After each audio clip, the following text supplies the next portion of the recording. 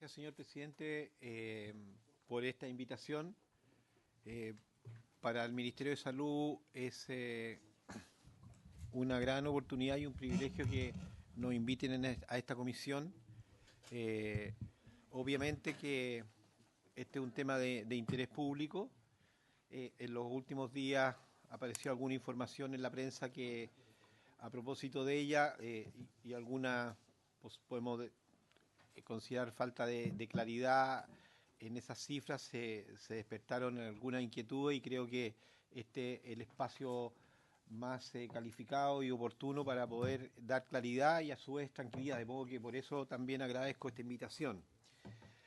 Yo voy a referirme a cómo nosotros estamos gestionando los recursos y asociado a ello, por cierto, la naturaleza de nuestra cartera, qué representa esto para la población. Lo primero que quiero señalar, señor presidente, es que la deuda de los hospitales del año 2018 fue de 358.000 millones.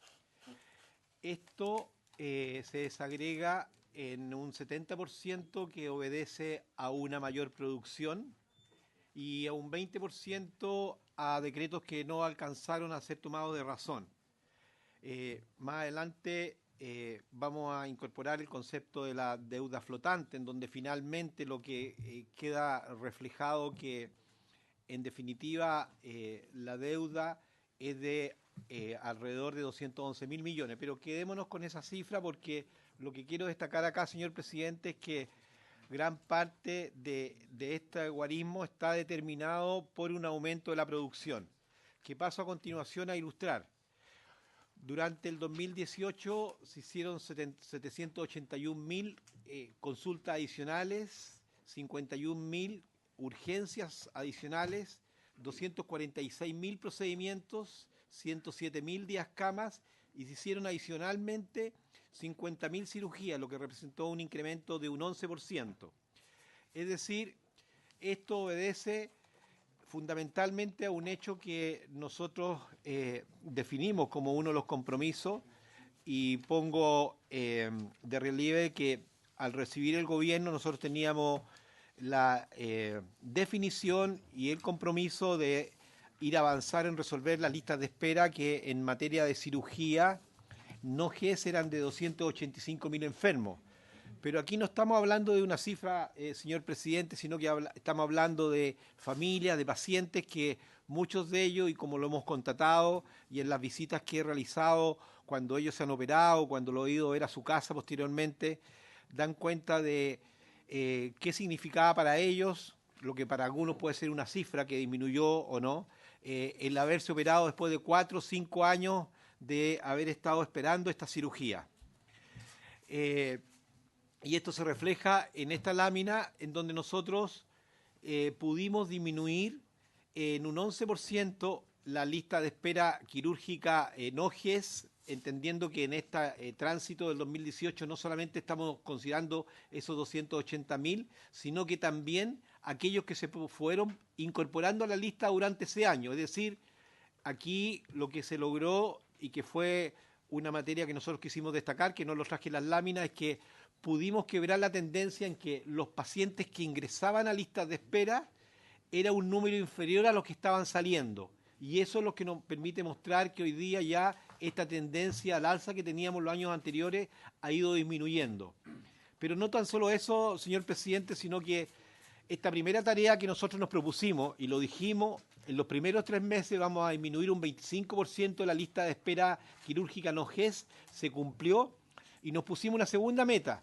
Y aquí también aprovecho este espacio para compartir con ustedes el hecho que dijimos que al 31 de marzo esperamos lograr que ya no tengamos pacientes con más de 2 años de lista de espera. Hasta la fecha vamos en una cifra alrededor del 82% de esta meta.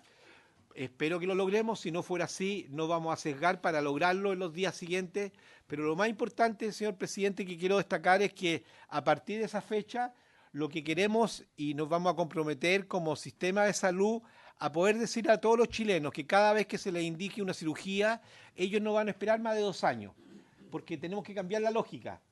¿Y por qué cambiar la lógica? Porque los tiempos de espera tienen otras variables que antes no capturábamos. Tenemos la variable de los riesgos, tenemos la variable de el dolor que puede significar, la variable de la imposibilidad de trabajar, la variable de riesgo de muerte. Entonces le quiero comentar, señor presidente, que adicionalmente nosotros ya hemos incorporado un nuevo algoritmo para las listas de espera, es decir, un paciente que esté en lista de espera quirúrgica, le hemos llamado gestión de casos, pero en definitiva lo que es una lista de espera donde le incorporamos la variable de mortalidad, es decir, con una serie de variables explicativas, hemos construido un algoritmo que nos permite decir, cuando usted ingresa a la lista de espera, quizás su tiempo no va a tener que ser el quedar el último en la lista para estar en el último día del segundo año, sino que va a tener que ser en un mes más. ¿Por qué? Porque sus variables determinan que usted está en riesgo de morir. Ese es un elemento que hemos incorporado. Y el otro elemento que también quiero aquí, y por el cual que yo creo que todos tenemos que felicitarnos, es el hecho de que para la ciudadanía el estar en lista de espera va a dejar de ser un karma, por dos razones. La primera de ellas es porque hoy día ya se puede mirar en el Observatorio Ciudadano, y yo invito a todos a entrar a la página del Ministerio, se puede ingresar, mirar la lista de espera y mirar cuántos enfermos hay en lista de espera.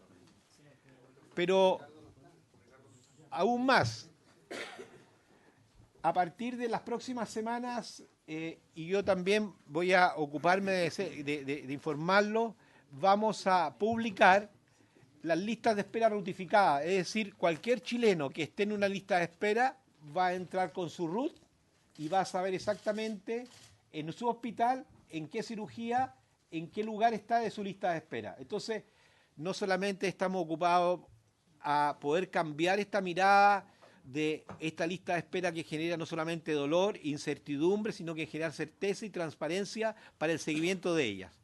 Y otro elemento que quiero incorporar es que los tiempos de espera en esta mirada que hemos instalado de ir resolviendo y ponernos como meta país no más de 2 años, lo hemos disminuido en un año dramáticamente. En marzo del 2018 el tiempo de espera promedio era 483 días, a enero del 2019 los pacientes están esperando 374 días.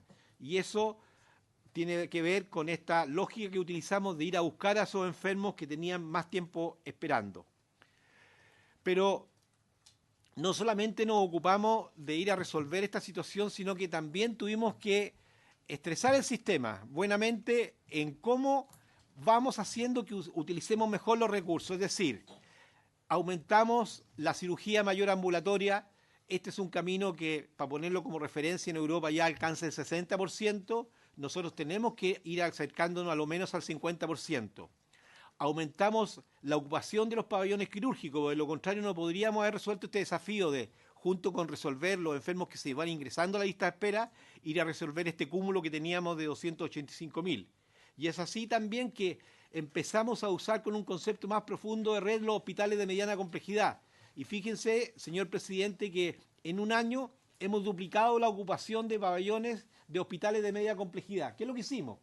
Hay hospitales que, por su característica y su demanda, tienen 1 o 2 pabellones muy bien habilitados.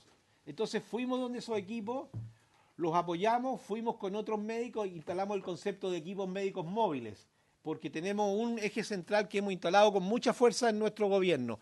Los hospitales son de los ciudadanos, quienes trabajamos en ellos, nos debemos y tenemos el privilegio de poder usar esas instalaciones para servir a los ciudadanos. De tal manera que, y ocurría mucho en regiones, por razones profesionales muchas veces se producía una sensación de que si no lo puedo hacer yo no puede venir nadie. Pues ahora hemos hecho dialogar a los equipos y nos ocurrió con Coyhai, que fue la primera región en que terminamos con la lista de espera de más de 2 años. ¿Y cómo lo hicimos? Médicos de Valdivia fueron a resolver temas que por sus competencias los colegas de allí no lo podían hacer. Paciente atendido en hospitalización domiciliaria, lo aumentamos en un 30%. Con esto nada más que quiero ilustrar que estamos definidos, determinados en seguir resolviendo esta situación que como país estamos en deuda con nuestros pacientes, pero no solamente utilizando más recursos, de hecho lo hicimos, sino que también utilizando de mejor forma los recursos. Y quiero también aquí traer a colación otra ilustración de nuestro acento. Nuestro acento ha sido y va a seguir siendo cómo fortalecemos el sistema público de atención. Y creemos que ahí hay dos grandes líneas de trabajo. Una de ellas dotando a los hospitales de mejores condiciones. Y es por eso que instalamos el concepto de pabellón puesto a punto, que significó 70.000 millones destinados a equipamiento, máquinas de anestesia, instrumental. Y por otro lado, fortaleciendo también e incentivando a los equipos humanos, a los equipos profesionales, a que se mantengan, a cautivarlos, a seducirlos para que se mantengan en el sistema público, porque tienen las mejores condiciones de trabajo. Y desde allí se refleja también esta voluntad, este espíritu en esta cifra, señor presidente. Nosotros disminuimos la derivación al sistema privado de pacientes en un 57%. Y ustedes pueden ver que de una cifra que a enero del 2018 era de 615, la hemos disminuido a enero del 2019 a 236 pacientes trasladados. Y esto ocurre precisamente por lo anterior, porque le estamos diciendo a los médicos, señores, es aquí donde se tiene que hacer el trabajo.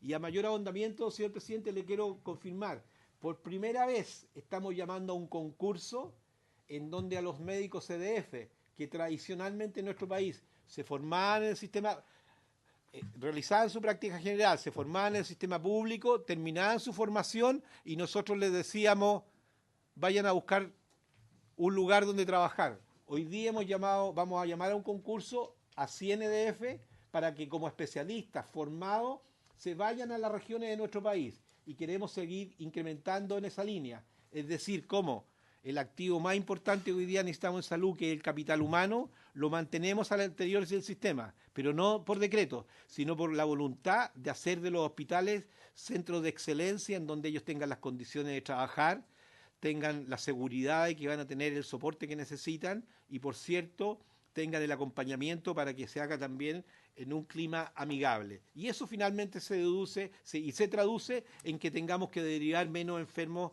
al sistema privado. Y un último tema que quiero destacar, señor presidente, es que también a partir de la información que se presentó por algunos medios, se habló del el dolor de los proveedores. Y aquí yo solamente quiero hablar del registro que llevamos porque hemos sido muy celosos de dar también cumplimiento a un compromiso que como país hemos asumido en todos los sectores. Los días promedio de pago de los proveedores han bajado discretamente, pero quise traer un benchmark que está hoy día disponible en la bolsa de productos y vemos que el sector sanitario está por sobre lo que estamos haciendo en los hospitales.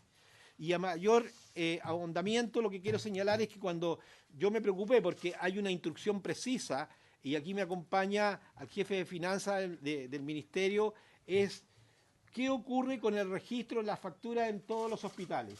Y le puedo decir, señor presidente, que efectivamente en números debidamente controlados de menos de 45 días, tenemos a lo menos 12 servicios de salud. Aquí estamos hablando de la media. Y hay un grupo muy menor de 7 servicios de salud que los estamos interviniendo que todavía están con cifras superiores a esta media. Es decir, estamos también haciéndonos cargo de este compromiso. Y aquí también se reflejan los días de devengo, es decir, los días de devengo traducido como cuando las facturas son ingresadas a la contabilidad. ¿Y por qué es importante esta cifra? Porque no olvidemos que muchas veces lo que ocurría es que se mostraba un dato contable que daba cuenta de una cifra en circunstancias que habían otras cifras que estaban resguardadas en un escritorio y que no estaban suficientemente transparentadas. Eso no va a ocurrir más. ¿Por qué? Porque le estamos haciendo seguimiento a esto y el devengo de las facturaciones al 2018 disminuyó también en relación al 2017.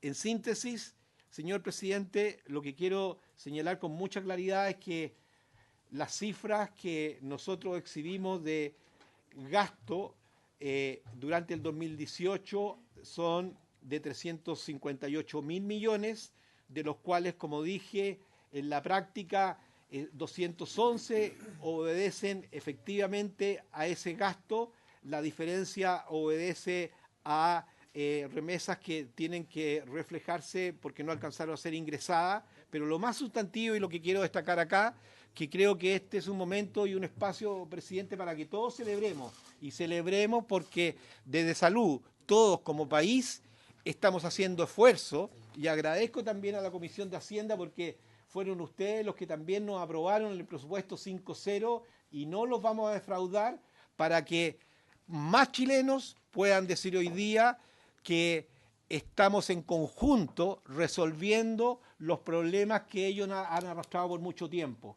Porque cuando yo voy a ver a una señora a Maipú, como ocurrió un día después de operarse un reemplazo de cadera, una señora de 60 años, un día en la noche, y me dice, ministro, la cirugía me cambió la vida. Y con esa frase yo creo que todos tenemos que sentir reedificados porque, por cierto, lo que hemos gastado está llegando a la gente y está haciendo en definitiva que como país tengamos un sistema de salud más robusto. Y por ello, señor presidente, reitero mi agradecimiento a esta invitación para entregar con claridad qué está ocurriendo en salud, cómo estamos usando los recursos y tengan la certeza de nuestro compromiso irrestricto para continuar con esta línea y estar siempre disponible para entregar toda la información que ustedes requieran a objeto de que también lo puedan comunicar en cada lugar que ustedes representan y que ustedes tengan el espacio para comentarle a los ciudadanos y entregarle la confianza que tanto requieren y tanto esperan de nosotros, cada uno en su rol.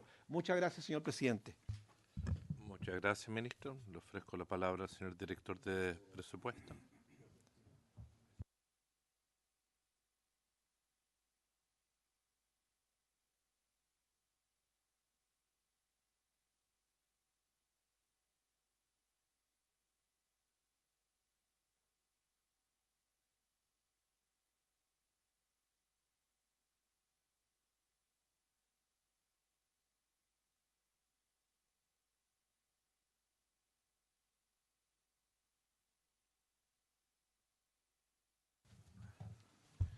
Muchas gracias, presidente. Por su intermedio, entonces voy a proceder a realizar nuestra presentación como Ministerio de Hacienda y Dirección de Presupuesto.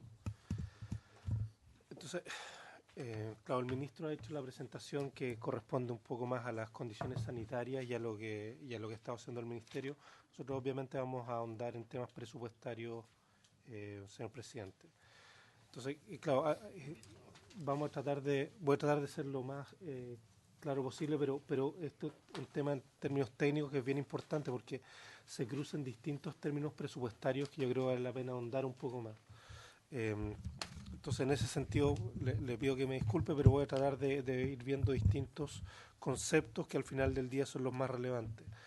Entonces, claro, generalmente acá se habla de sobregasto, pero yo creo que cuando se habla de sobregasto hay que empezar a mirar un poco qué es lo que entendemos por sobreejecución presupuestaria, qué es lo que entendemos por ejecución de vengada, por deuda flotante, etcétera. Entonces, eso es lo que yo quisiera, y de ahí yo creo que vamos a poder llegar un poco a las cifras que efectivamente son las que tenemos que discutir. Entonces, en términos de conceptos presupuestarios, lo primero es que nosotros tenemos un presupuesto inicial, que es la ley que aprueba el Congreso Nacional, ¿no es cierto? Esa es la ley inicial, se aprueba en la etapa de discusión presupuestaria. Sin embargo, esa ley inicial se va modificando durante el año. Estas modificaciones se realizan por varias cosas, entre otras cosas, ¿no es cierto?, porque hay leyes especiales que se van aprobando durante el año. Por ejemplo, el típico caso de la ley de reajuste, ¿no es cierto? Ahora, pero también para ser completamente claro también, en el año 2018 otra cosa que modificó, ¿no es cierto?, la ley inicial, por lo tanto, y que está metido en lo que nosotros llamamos la ley vigente o el presupuesto vigente, es las medidas de contención de gasto que nosotros efectuamos a mediados de año durante el 2018. Entonces, por lo tanto, lo que nosotros deberíamos hacer es que nosotros deberíamos comparar lo que efectivamente fue la ejecución con lo que es muchas gracias, con lo que es con lo que es el presupuesto vigente, ¿no? Entonces, vamos a ocupar como base el presupuesto vigente y lo vamos a comparar con la ejecución de vengada, ¿no es cierto? Y la ejecución de vengada tiene todos los compromisos de pago que efectivamente efectuó el servicio, ¿no? Y aquí hay cosas interesantes porque también aquí estamos hablando de ejecución de vengada. Entonces aquí podríamos tener un caso como el siguiente: el servicio, ¿no es cierto?, a final de año emitió una factura y contrató un servicio, ¿no?, y emitió la factura. se devengó, ¿ya? Existió el compromiso. Pero al final del día eso tal vez ocurrió en la última semana de diciembre y no se alcanzó a pagar, entonces no hubo caja. Entonces yo lo que quisiera ahí decir es que hay que diferenciar entre el devengo y la caja, ¿ya? Entonces, si eso efectivamente ocurre, lo que va a ocurrir al final del día es que eso va a quedar como deuda para pagarse el próximo año, eso es lo que vamos a llamar deuda flotante. O sea, una cosa que efectivamente ocurrió, el compromiso existe, no se pagó porque no estaba en la caja, sino que se paga el próximo año, eso queda como deuda flotante, ¿ya? Eso típicamente es lo que llamamos como la deuda hospitalaria o la deuda que queda para el año siguiente, ¿ya? Pero fíjese que ese caso que estamos hablando de deuda flotante no es sobre ejecución, porque eventualmente eso podría haber estado, o sea, puede darse el siguiente caso, que esto estaba dentro de la ley aprobada, dentro de la ley vigente, ¿no es cierto? Y por lo tanto, por eso el servicio emitió la factura. Pero resulta que el servicio no tenía la caja en ese momento y como no la tenía, la va a pagar después. Entonces, sé que puede ser un poco difuso, pero lo que quiero tratar de explicar entonces es que no necesariamente la deuda flotante estamos hablando de sobre ejecución presupuestaria, no necesariamente. Eso puede estar dentro de ejecución normal, ¿ya? Es distinto la sobre... La tengo en la siguiente lámina. Son 358.000 millones. ¿Ya? ¿Puede o no puede ser sobre ejecución? Claro, puede ser, claro, es que por eso, entonces, ahora, déjeme, es que puede no serlo, ¿por qué? ¿Por qué no puede ser? Pues fíjese que puede darse el siguiente, entonces yo le ponía un caso de que hay una factura que está en presupuesto vigente y que no estaba en la caja. Ya, eso no es sobre ejecución, es deuda flotante, ¿ya? Ahora puede existir otro caso, un caso que no estaba en presupuesto vigente y que se devengó igual. Eso es sobre ejecución. Y también podría ocurrir lo siguiente, que el servicio tenía la caja y lo pagó. ¿No? Eso ocurre todos los años. Exactamente, ocurre todos los años, eso es lo que yo quería tratar de decir. Entonces, bueno, por eso que hay que hablar un poco en este sentido. Entonces, por lo tanto, vamos a tener sobre ejecución del gasto, ¿no es cierto? Pero también vamos a tener deuda flotante. Ahora, la deuda flotante no necesariamente es algo que no está en presupuesto, sino que es algo que puede estar en presupuesto.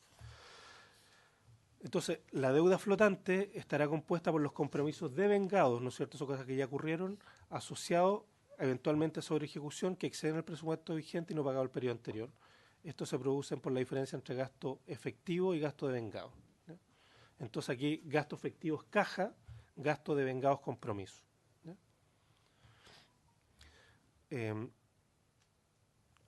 Esa es la primera cosa. Entonces generalmente nosotros lo que ponemos en el acento es mirar en cuanto a esta deuda flotante, ¿ya? Lo que dice es la primera cosa.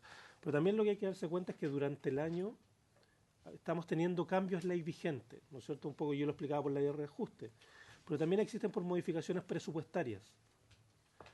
Esas modificaciones presupuestarias existen porque efectivamente vamos teniendo conversaciones, ¿no es cierto?, con el Ministerio de Salud, y el Ministerio de Salud, lo que muchas veces, y es lo que hizo el ministro ahora, trató de mostrar que efectivamente la producción aumentó bastante este año. Entonces, como la producción aumentó mucho este año, teníamos dos posibilidades. O sea, uno, decir, ¿sabes qué? No te reconozco esto, y eso pasaría todo a deuda hacia adelante. O alternativamente, lo que nosotros podríamos ir haciendo como ministerio, que podríamos, Ministerio de Hacienda en este caso, ir haciendo modificaciones presupuestarias que reconocieran parte de esos movimientos. Y eso fue parte de las cosas que hicimos. Ahora, no somos la primera administración que hacemos esto, o sea, todas las administraciones lo hacen para atrás, o sea, también para ser claro. Pero por lo tanto tenemos esas dos cosas con respecto a la ejecución del año. Por un lado tenemos decretos que van modificando y que van dando cuenta de la mayor ejecución y la mayor producción este año. Y por otro lado, al final de año también hay cosas que quedan como deuda flotante que se pagan al año siguiente, ¿ya? Entonces, dicho eso, aquí tengo los datos de sobre ejecución. Estos son en los servicios de salud, no es el ministerio completo, ¿ya? Ahora, ¿por qué pongo los servicios de salud? Porque el servicio de salud es la parte más importante del cuento de sobre ejecución.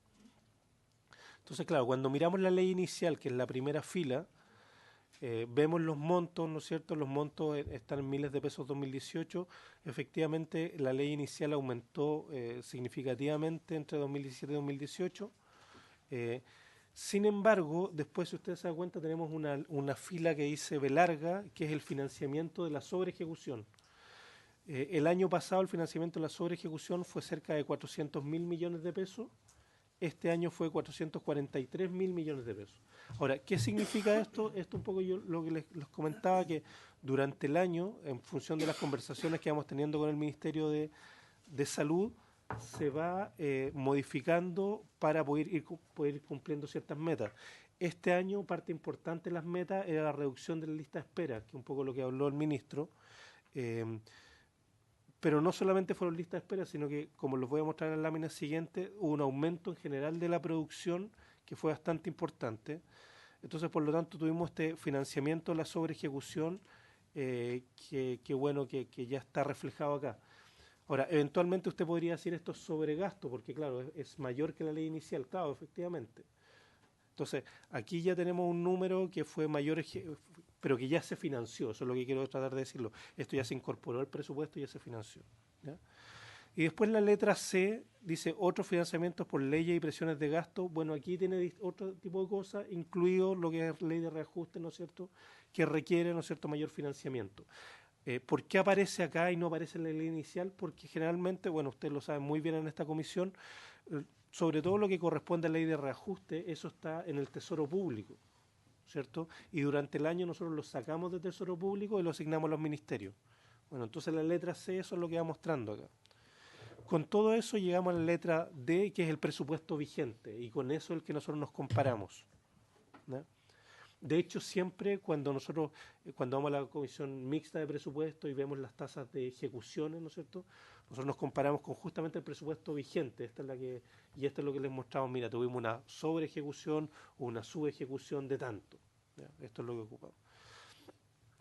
Pero dicho eso, entonces tenemos nuestro presupuesto vigente, que es la letra D. En la letra E está la ejecución devengada, ¿ya? Y en la ejecución devengada, efectivamente, los compromisos que finalmente adquirió el Ministerio. Y en este caso, en la ejecución devengada, como ustedes observan, tanto en 2017 como en 2018, fue superior al presupuesto vigente. Entonces, efectivamente, eso significa que hay una sobreejecución, ¿ya? La ejecución efectiva, tal vez no debería poner la ejecución efectiva, sino que la caja que efectivamente se le traspasó al Ministerio fueron 6.5 billones. Entonces, como tenemos una ejecución devengada que es mayor que eso, significa que nos faltó caja. Esa falta de caja está en lo que aparece en deuda flotante más adelante, que son los 358. ¿Sí? Entonces, por lo tanto, si usted quiere, tenemos los siguientes conceptos. Tenemos un concepto que es del de sobreejecución, que es la letra G que está ahí. La sobreejecución es comparar el presupuesto vigente con la ejecución devengada, ¿cierto? Y eso es lo primero que tenemos ahí, que son 218.000 millones de pesos para el año 2018, 140.000 para el año 2017. La deuda flotante, que fue lo que los compromisos que ya adquirimos, pero que pasaron para el año siguiente, ¿no es cierto?, son 358.000. Ahora, raya para la suma, nosotros estamos hablando de una mayor actividad con respecto a la ley inicial de prácticamente 661.000 millones de pesos, ¿ya? Esos 661.000, ¿por qué ocurren? Ocurren porque primero tuvimos en la letra B larga un financiamiento de la sobreejecución, que fueron los 443 que están arriba, y a esos 443 le sumamos la sobreejecución por 218. Con eso llegamos a lo que efectivamente se financió adicional durante el año, que corresponde a esos 661.000 millones, ¿ya? Si usted quiere de alguna forma, ese debería ser un concepto que tal vez más de sobregasto. Pero el concepto de sobregasto no existe, sino que aquí lo que hay que, presupuestariamente, lo que tenemos que tratar de hablar acá es de sobreejecución, que fue esos 218.000 millones, y del financiamiento adicional que entregamos durante el año. Ahora, lo único que yo quisiera decir, eso sí, con respecto a la sobreejecución, que efectivamente está ahí, 218.000 millones de pesos, les voy a mostrar más adelante, eso corresponde a un 2,4% del presupuesto del Ministerio de Salud. Ahora, 2,4% efectivamente es una cifra positiva, ¿no es cierto? Un número se ejecutó más de, pero sabemos que efectivamente hay muchos años que cuando uno mira las cifras de sobre ejecución, está bastante en los niveles que uno debería, que uno observa. Entonces, claro, aquí tal vez la discusión es deberíamos tener en el financiamiento la sobre ejecución, que es la letra B larga, ¿ya? Entonces la pregunta es, bueno, si teníamos que efectivamente financiar esos 443.000 millones o no. La verdad que dadas las prioridades que tuvo el Ministerio de Salud, ¿no es cierto?, que era reducir rápidamente la lista de espera, nosotros tuvimos que hacer frente a esto y fue parte de los cambios presupuestarios que hicimos durante el año.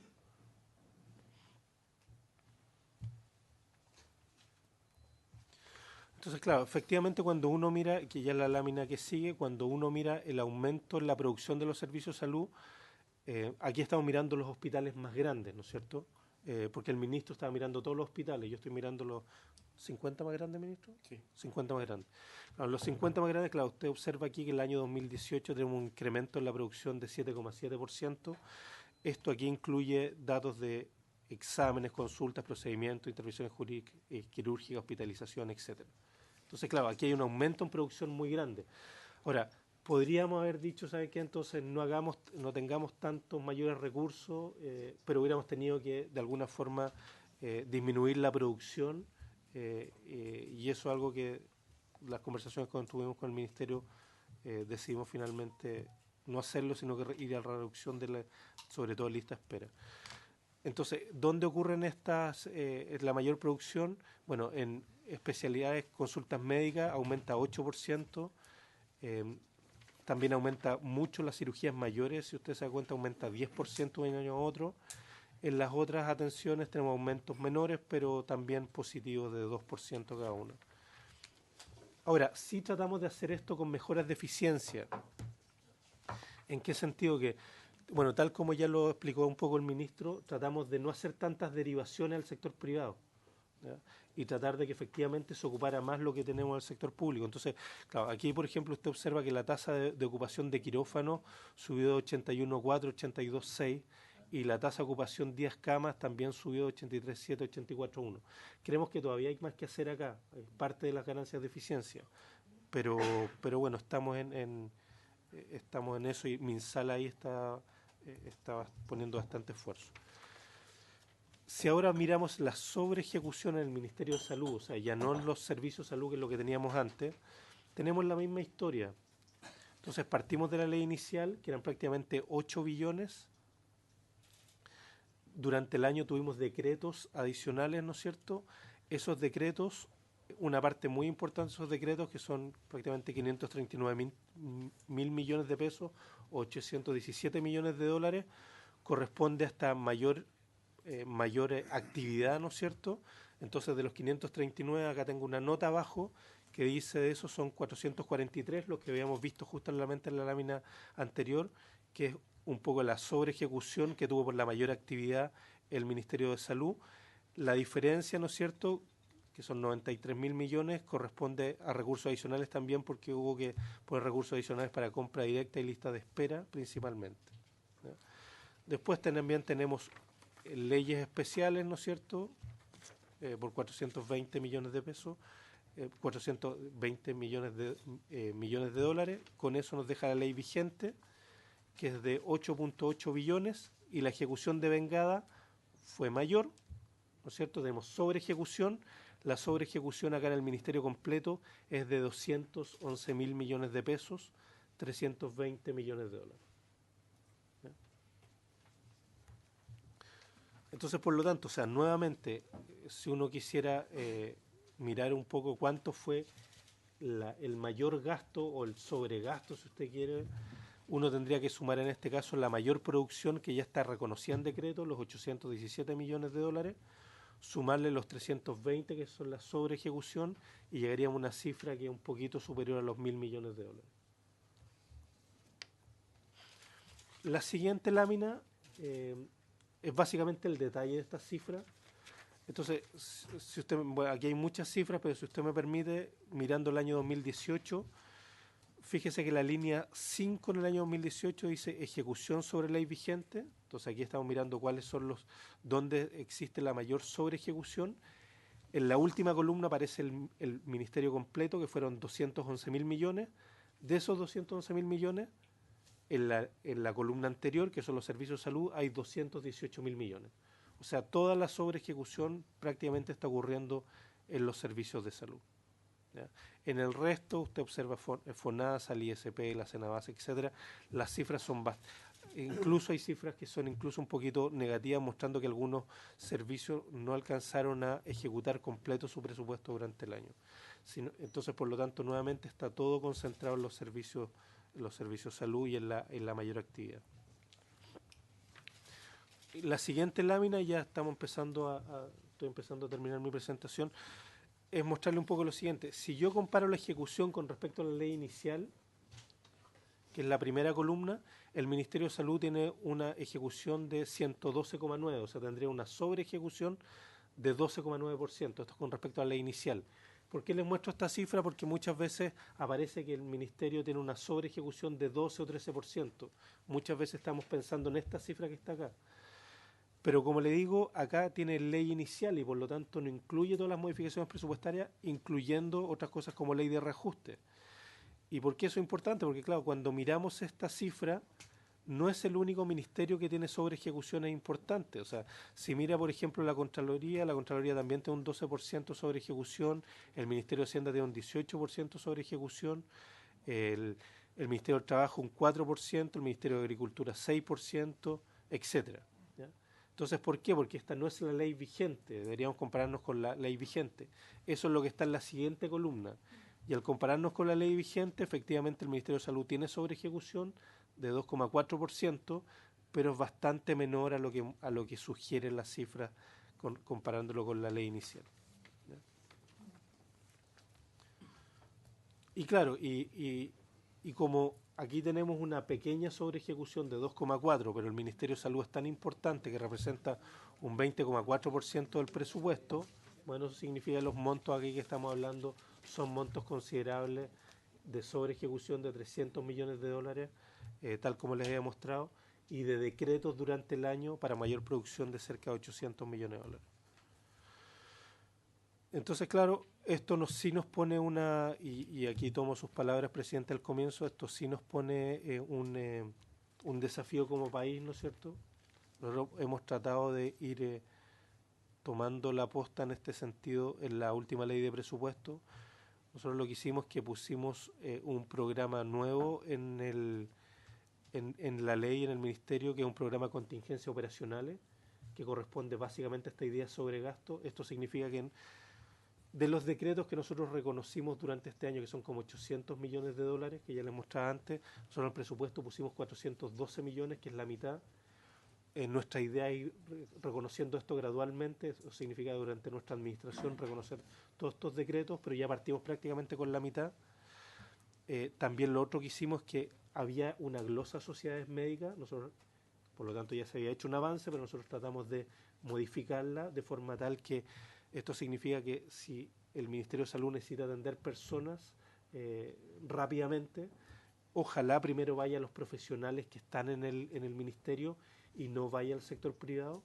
Entonces, por lo tanto, cambiamos esta glosa de alguna forma de que primero la prioridad esté en el sistema público y solamente por resolución fundada se pueda contratar directamente en un servicio requerido fuera del Ministerio.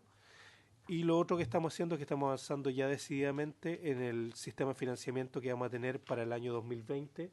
Aquí ya estamos es parte de la discusión que tuvimos en la ley de presupuesto, presidentes, senadores, pero solamente para recordárselo, estamos tratando de migrar paulatinamente desde el PPI hacia el PPB, ¿no es cierto? Porque el PPI de alguna forma es entregar recursos, ¿no es cierto?, pero no atados a producción. Estamos tratando de pasar a recursos más atados a producción y para eso entonces estamos con este estudio de financiamiento que ya empezó la administración anterior, el 2017, nosotros la estamos tomando ya durante todo el año anterior y esperamos poder hacerles una propuesta mucho más detallada para el presupuesto 2020. Eso es la presentación que queríamos hacer, senadores. Muchas gracias, señor director. Quiero ofrecer Esa es la palabra.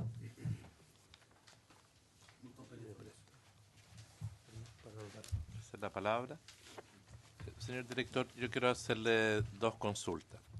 Primero, entiendo que fracasó la política de contención de gasto, y donde más o menos en abril del año pasado, mayo, tuvimos esta discusión en la Comisión Mixta de Presupuesto, donde surgió este concepto de presión presupuestario, presión de gasto. Ese era un concepto nuevo que surgió y donde hubo una cierta polémica en el debate de cómo se enfrentaba. Yo creo que quedó claro, o ha quedado claro, que ni las administraciones anteriores ni estas están desfinanciadas en su ejecución en el área de salud. Se han hecho reasignaciones, y que entiendo que es más o menos el mismo porcentaje que nos dijo el ex ministro de Hacienda Izaguirre, que se venía haciendo todos los años, porque el área de salud era compleja. Pero y ahí nosotros tuvimos la discrepancia si era correcto esa contención de gasto en salud. Entiendo que eso, más allá de que se haya decretado, que se dijo que se iba a reducir, eso no ocurrió. Entiendo que eso es una afirmación evidente, pero bueno, dejar la constancia, disculpe la... Pero también aquí hay una pregunta que hay que hacerse, que es, ¿cuál es la causa? Porque aquí se habla solo de producción. Yo no sé cuál es el factor de distorsión que produce lo que son los valores que paga FONASA por las prestaciones versus el costo real de esas prestaciones. Porque todos sabemos que ahí hay una distorsión.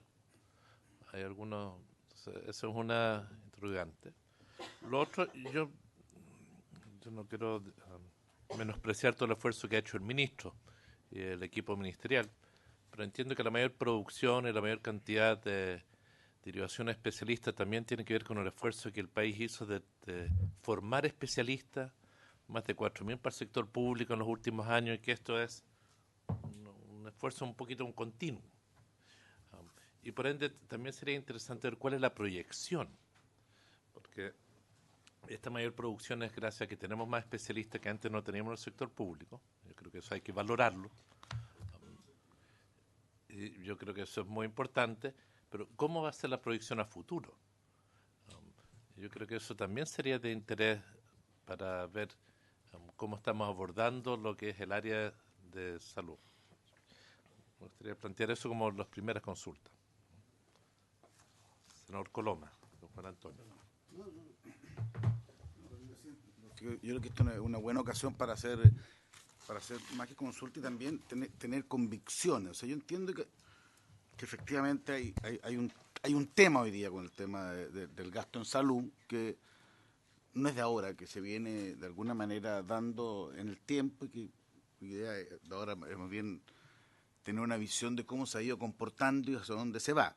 Yo me quiero quedar con algunas partes a ver si entendí bien, digamos, porque eso es importante. Primero, yo entiendo que aquí algo que a mí me importa, porque esto no son solo números, esto tiene que ver con una relación con el ciudadano, porque al final el Ministerio de Salud lo que preocupa es dar mejor salud a los chilenos, digamos, y eso es parte esencial de esta tarea. Entonces yo entendí, primero, que efectivamente habiendo hoy día una ejecución, ya no me enredé si era sobre ejecución, pero habiendo un mayor gasto, eso sí está amparado por un aumento de las atenciones.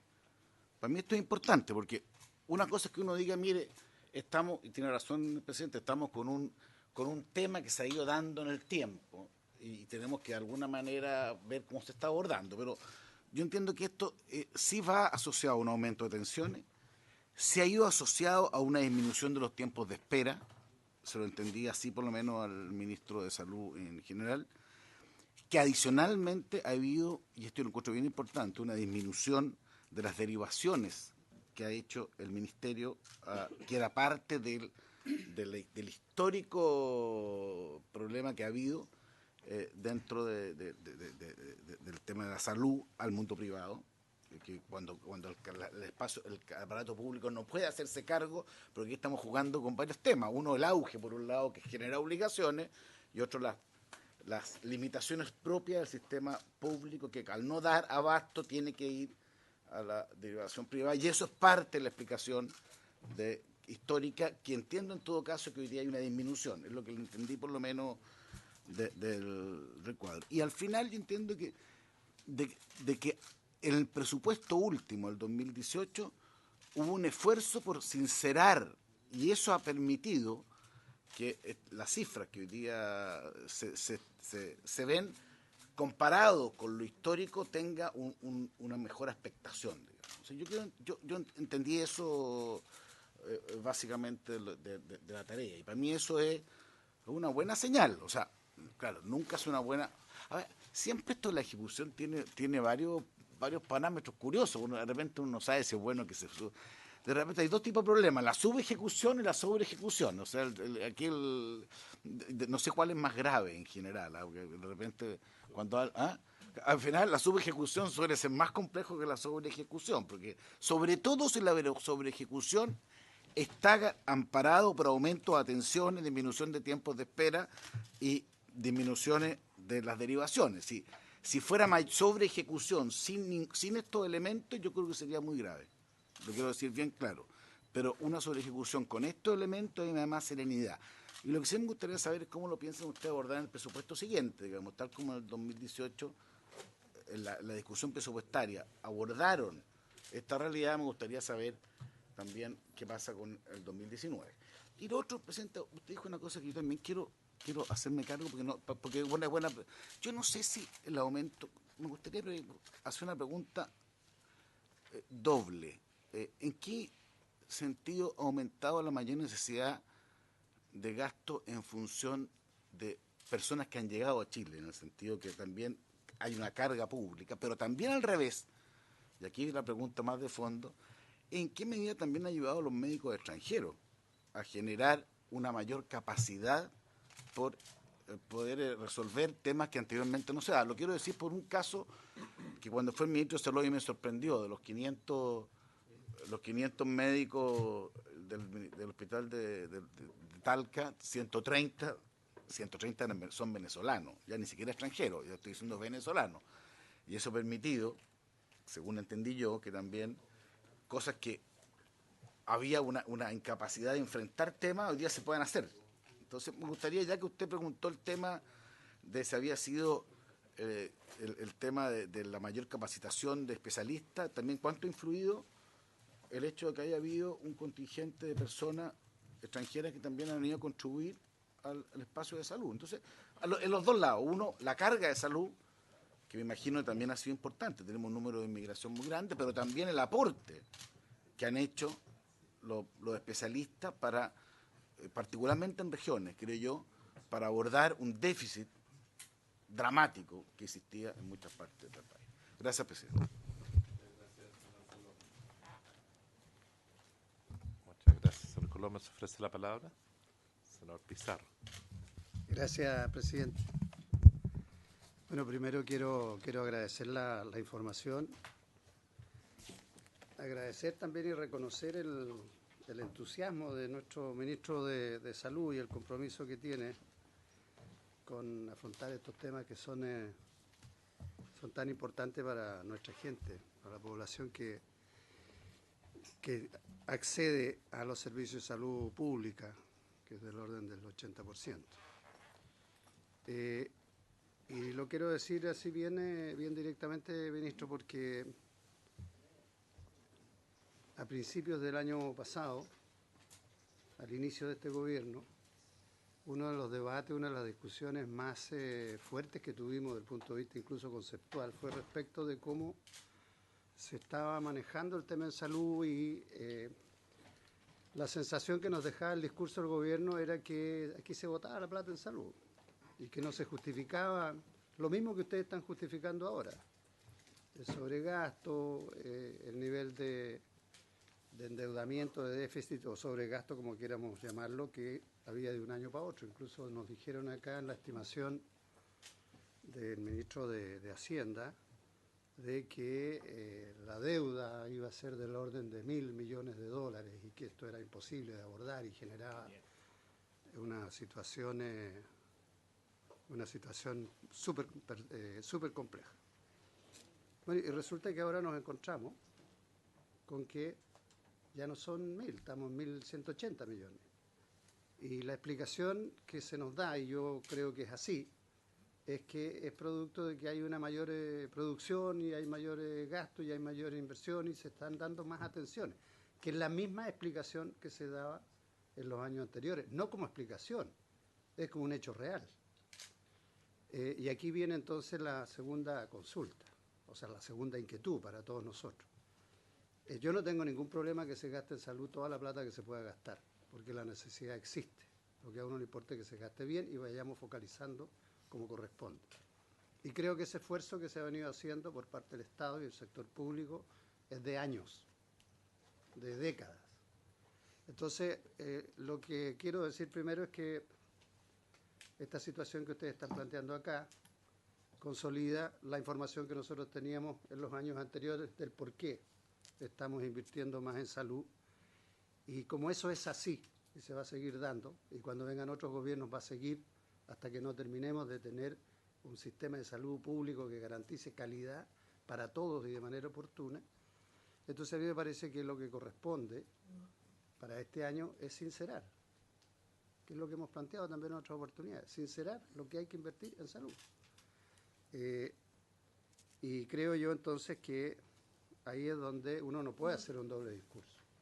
Decir, mire, voy a contener por un lado, que fue lo que nos dijeron el año pasado, cosa que no se produjo, está claro que no. O que este año de nuevo van a decir, mire, vamos a contener en el 6%, uno pregunta, bueno, ¿dónde? ¿Cómo? ¿De qué manera? Yo parto de la base que lo que se hace como esfuerzo de todos es mejorar gestión, es ser más eficiente, etcétera, etcétera. Pero las cifras duras son estas. Entonces, yo pediría mayor sinceridad en esta situación y mayor claridad, porque sabe, ministro, no es responsabilidad suya, pero nos está pasando a nosotros que en otras áreas el gobierno también hace un uso complejo de la información o de los datos. En trabajo, vamos a ver el tema del INE en un rato más, en trabajo el INE dice, mire, aquí había un aumento de tal cantidad de nuevos empleos, el ministerio dice, no, son 4 o 5 veces más. El INE dice, mire, aquí el incremento real de los salarios es un 1 punto tanto, el gobierno dice, no, un 3 y tanto. Hoy día viene una información en el Mercurio del presidente del Senado, donde plantea que en el caso de defensa, por ejemplo, se nos entregó durante toda la discusión acá del gasto en defensa, la inversión en defensa, que era del orden de $400 millones, y ahora vienen diciendo no, que se ejecutaron 800 de la noche a la mañana. Entonces uno no sabe si es un manejo de cifras, si es una desinformación. No voy a entrar a la cuestión política, durante todo el verano nos tuvieron bombardeándonos con falsa información en materia de educación y el tema de selección y de admisión de los alumnos, que yo creo que se le va a revertir al gobierno. Será otro tema, pero sí, por supuesto, pero senador Coloma, senador Coloma, no se enrede. Lo que estoy planteando es que hay objetivamente un problema, un problema de manejo de cifras o de manipulación de las cifras para tratar de demostrar que o las cosas están mejor pero que no se condicen con la realidad. Y en este caso de salud, vuelvo al inicio. A mí me parece que lo importante es que lo sinceremos para este año que viene y para el próximo, lo que se pueda significar el esfuerzo que hace el país en materia de salud, porque esa sí es una prioridad total y absoluta. Por eso vuelvo a felicitar el esfuerzo que están haciendo ustedes, como lo hacíamos con los ministerios anteriores, porque aquí entendemos que hay una urgencia, hay una necesidad y un compromiso de todo. Pero cuando estamos hablando de las cifras, ministro, y estamos hablando del por qué se producen, lo único que le quiero decir es que son las mismas cifras y las mismas razones con las cuales se explicaba la situación el año anterior. Y seguramente vamos a tener que seguir explicando el próximo año igual. Ese es el punto que quería plantear y creo que para la dirección de presupuesto es mucho más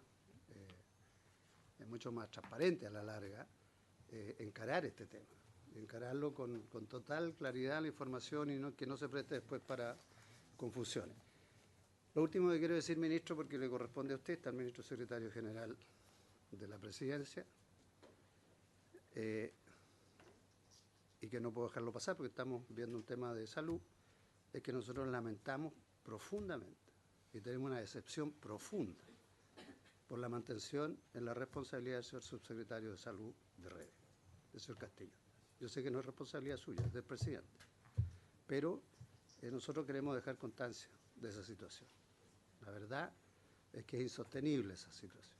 Y me dirán que no corresponde que lo diga acá, pero sí corresponde porque es el lugar donde nosotros podemos expresar nuestra opinión. Gracias, presidente. Si me permite hacer una consulta. Mire, yo no voy a entrar en algún momento espero que el gobierno reconozca que lo que hizo el año pasado en manejos de cifra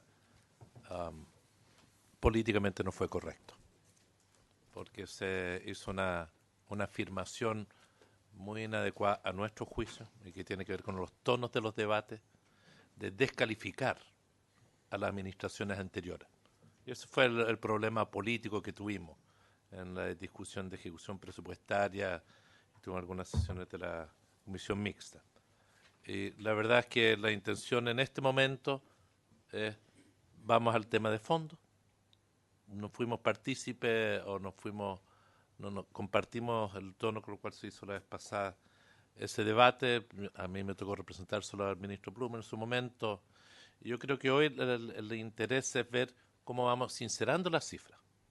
Aquí hay causas de por qué no se pudo contener el gasto. Y es bueno que en algún momento podamos precisar cuáles son los elementos de presión, porque aquí estamos viendo cifras bien globales y me imagino que podemos ir entrando en detalle posteriormente. En lo que hay dos temas que me gustaría insistir, a ver si nos pueden ayudar, es ¿cuántos a un privado cuando si bien se está comprando menos a privados? Entiendo que esa es una afirmación que hizo el señor ministro de Salud, y que tenemos la capacidad pública de enfrentar esa mayor demanda. Eso es muy bueno, tenemos más capacidad propia o la estamos usando mejor. ¿Cuál es la diferencia de lo que se paga? Porque la prestación valorada de FONASA no es lo mismo que se le paga a los privados cuando intervienen. Y eso sería bueno sincerarlo como dato. Y yo me imagino que son varios millones de dólares que existen en esa diferencia. Y sería bueno poder identificarlo, porque quizá hay que hacer aún más esfuerzo en producción interna.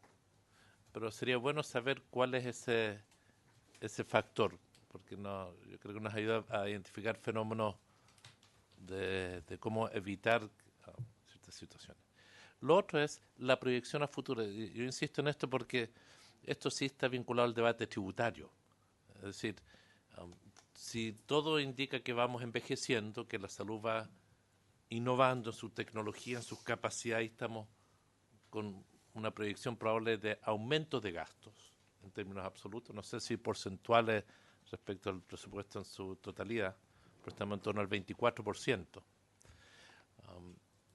¿Cuántos recursos más tenemos que estar proyectando? Aquí estamos hablando de 1.100 millones de dólares más, que se gastó 1.200 millones. Yo no tengo, al igual que dijo el señor Pizarro, yo creo que nadie de la comisión, problema que se gaste más si tenemos los recursos en salud. La cosa es cuántos más vamos a estar gastando futuro y cuáles son los lugares donde hay ahorros que podemos generar, o en qué minutos vamos a sincerar la valoración de las prestaciones FONASA, que este es un debate también bastante antiguo. Senador Coloma. Gracias, presidente. Yo comparto la última parte, hago mía la inquietud, porque creo que es correcto en general, digamos. No, yo quiero hacer simplemente dos cosas. Primero, yo por personalidad, no quiero igual que se van a empezar a dejar constancias nomás, porque no tiene nada que ver con el tema, pero no quiero que después se transmite estos programas y uno queda como que las cosas quedan en el aire como verdades. Por lo menos yo quiero dejar la discusión respecto a las verdades.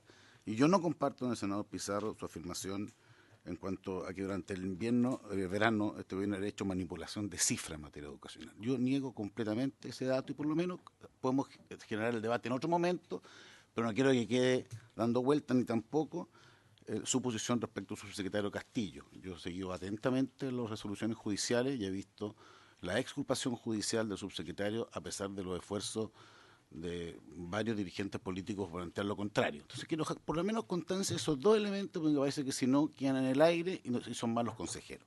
Y respecto al tema de fondo, yo me quiero sumar a los señor presidente en el siguiente sentido, porque había una diferencia. Yo comparto que este problema que viene es histórico, pero entiendo, por eso me gustaría ver si ustedes pueden profundizar un poco más las cifras, que hay una diferencia que no es menor y que es buena para Chile, de que estos aumentos, no sé, históricos, o estas sobreejecuciones históricas, van en este caso acompañados por una mayor eficiencia en las atenciones. Entonces, para mí eso es importante, porque es que no es lo mismo, porque no es decir, mira, aquí estamos acostumbrados, no, pues usted, por eso yo no sé cómo fue en función de periodos anteriores, no solamente el gobierno anterior, porque esto no es una cosa de comparar gobierno con gobierno, es un poco para atrás, digamos, cómo ha ido generándose, o si es que no ha ocurrido, y a un problema más grave, hay que hacerse cargo. Si eso no va asociado con ese aumento de atenciones de verdad, histórica, proyectada, o con la disminución de la lista de espera de verdad, histórica, proyectada, estamos en un problema más grave incluso que podemos haber sugerido, porque significaría no mantener un estado de cosas, sino que agravarla. Al contrario, si uno ve que eso va acompañado de otros datos, uno les genera más tranquilidad respecto a cómo se puede enfrentar en el próximo presupuesto. Es lo que yo quería, compartiendo la segunda parte, por lo menos darle esta señal de que no es que todo, o sea, si todo es igual, sigue igual, tenemos un problema A. Si todo sigue igual, pero con algunas, si todo sigue con algunas cosas delicadas, pero con mejoramientos adicionales, yo estaría más tranquilo. Es lo que quería decir, presidente. Muchas gracias. Senador García, disculpe. Muchas gracias, presidente. En primer lugar, yo quiero felicitar al ministro de Salud y a su equipo y a todos los profesionales y funcionarios. De verdad que las cifras que ustedes nos muestran respecto a los avances en materia de salud, el número de atenciones, el número de prestaciones, son muy, muy alentadores y son muy decidores también. Y lo que uno percibe en general es que, salvo en algunas áreas, concretamente las áreas de urgencia, donde todavía hay problemas de atención a la población, la disminución en listas de espera y en general que la gente se siente bien atendida por el sistema público, eso es algo que afortunadamente está cambiando y está cambiando para bien. Y creo que es bueno destacarlo porque ese creo yo que es el camino en el que hay que perseverar.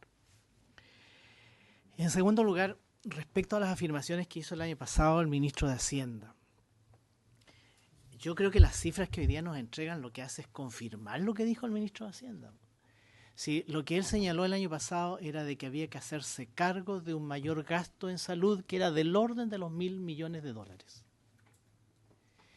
Y miren ustedes, con todo lo que se ha hecho el año 2018, incluyendo contención de gastos donde es posible contenerlo, seguimos manteniendo un mayor gasto del orden de los 1.200 millones de dólares. Y un poco la razón está también en lo que aquí mismo se ha dicho, y lo ha dicho el presidente de la comisión, lo ha dicho también el senador Pizarro, el senador Coloma, y es que poco a poco tenemos que ir sincerando de que FONASA no paga por las prestaciones de salud el costo que éstas tienen. Y para eso se requiere mayores recursos fiscales para irlo reconociendo año a año en la ley de presupuesto, y ese es el esfuerzo en el que tenemos que estar todos comprometidos. Pero yo creo que aquí se revela una vez más la necesidad de que en salud necesitamos mayores recursos, porque tenemos un déficit que ya pasa a ser histórico. Ahora, dicho todo eso, mi pregunta al director de presupuesto es la siguiente. ¿Cómo afecta esto las cifras de déficit efectivo? Porque nosotros tenemos metas de déficit efectivo y metas de déficit estructural, que el gobierno también es medido por eso. Entonces, si aquí tenemos una parte del gasto que, por así decirlo, no está reconocido, yo así lo entiendo, ¿cómo nos afecta eso en las cifras globales y cómo nos afecta en el cumplimiento finalmente de los compromisos que se han adquirido respecto de disminución del déficit efectivo y respecto de déficit estructural. Gracias, presidente. Gracias, señor ministro.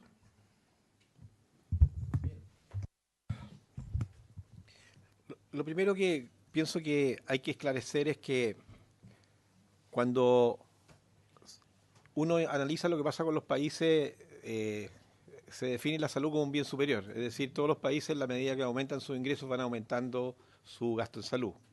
Y Chile no es la excepción y no va a ser la excepción. De tal manera que nadie podría sentirse sorprendido de que vamos a ir aumentando el gasto.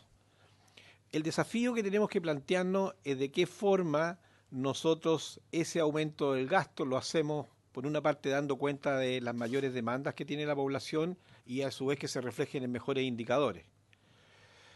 La OECD hace un tiempo atrás ya se refirió a esta situación y define las medidas por las cuales los países tienen que avanzar, dado que si no hacemos nada, la proyección del gasto nos va a llevar a que, en el caso de Chile, sea el 12% del producto, digamos. Y así todos los países, en el caso de Estados Unidos hasta el 20%.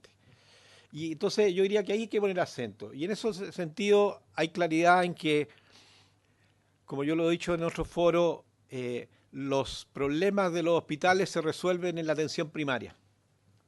La carga de enfermedad que tenemos, el perfil epidemiológico, sabemos que tiene que ver con factores de riesgo, que ninguna de estas generaciones, quizás algunos más jóvenes lo van a poder ver, pero nosotros no, y hay que, sí, no por ello dejar de trabajar, pero donde sí tenemos que poner acento es la pesquisa precoz. Es en el seguimiento y acompañamiento de los enfermos crónicos de tal manera que no se descompensen. Y en ese sentido, entonces, nosotros el eje que tenemos puesto, y esperamos que y es un trabajo que ya estamos realizando con Hacienda, que se vea reflejado en el presupuesto del 2020, es cómo avanzamos en ese fortalecimiento de la atención primaria que también se ve asociado a presupuesto.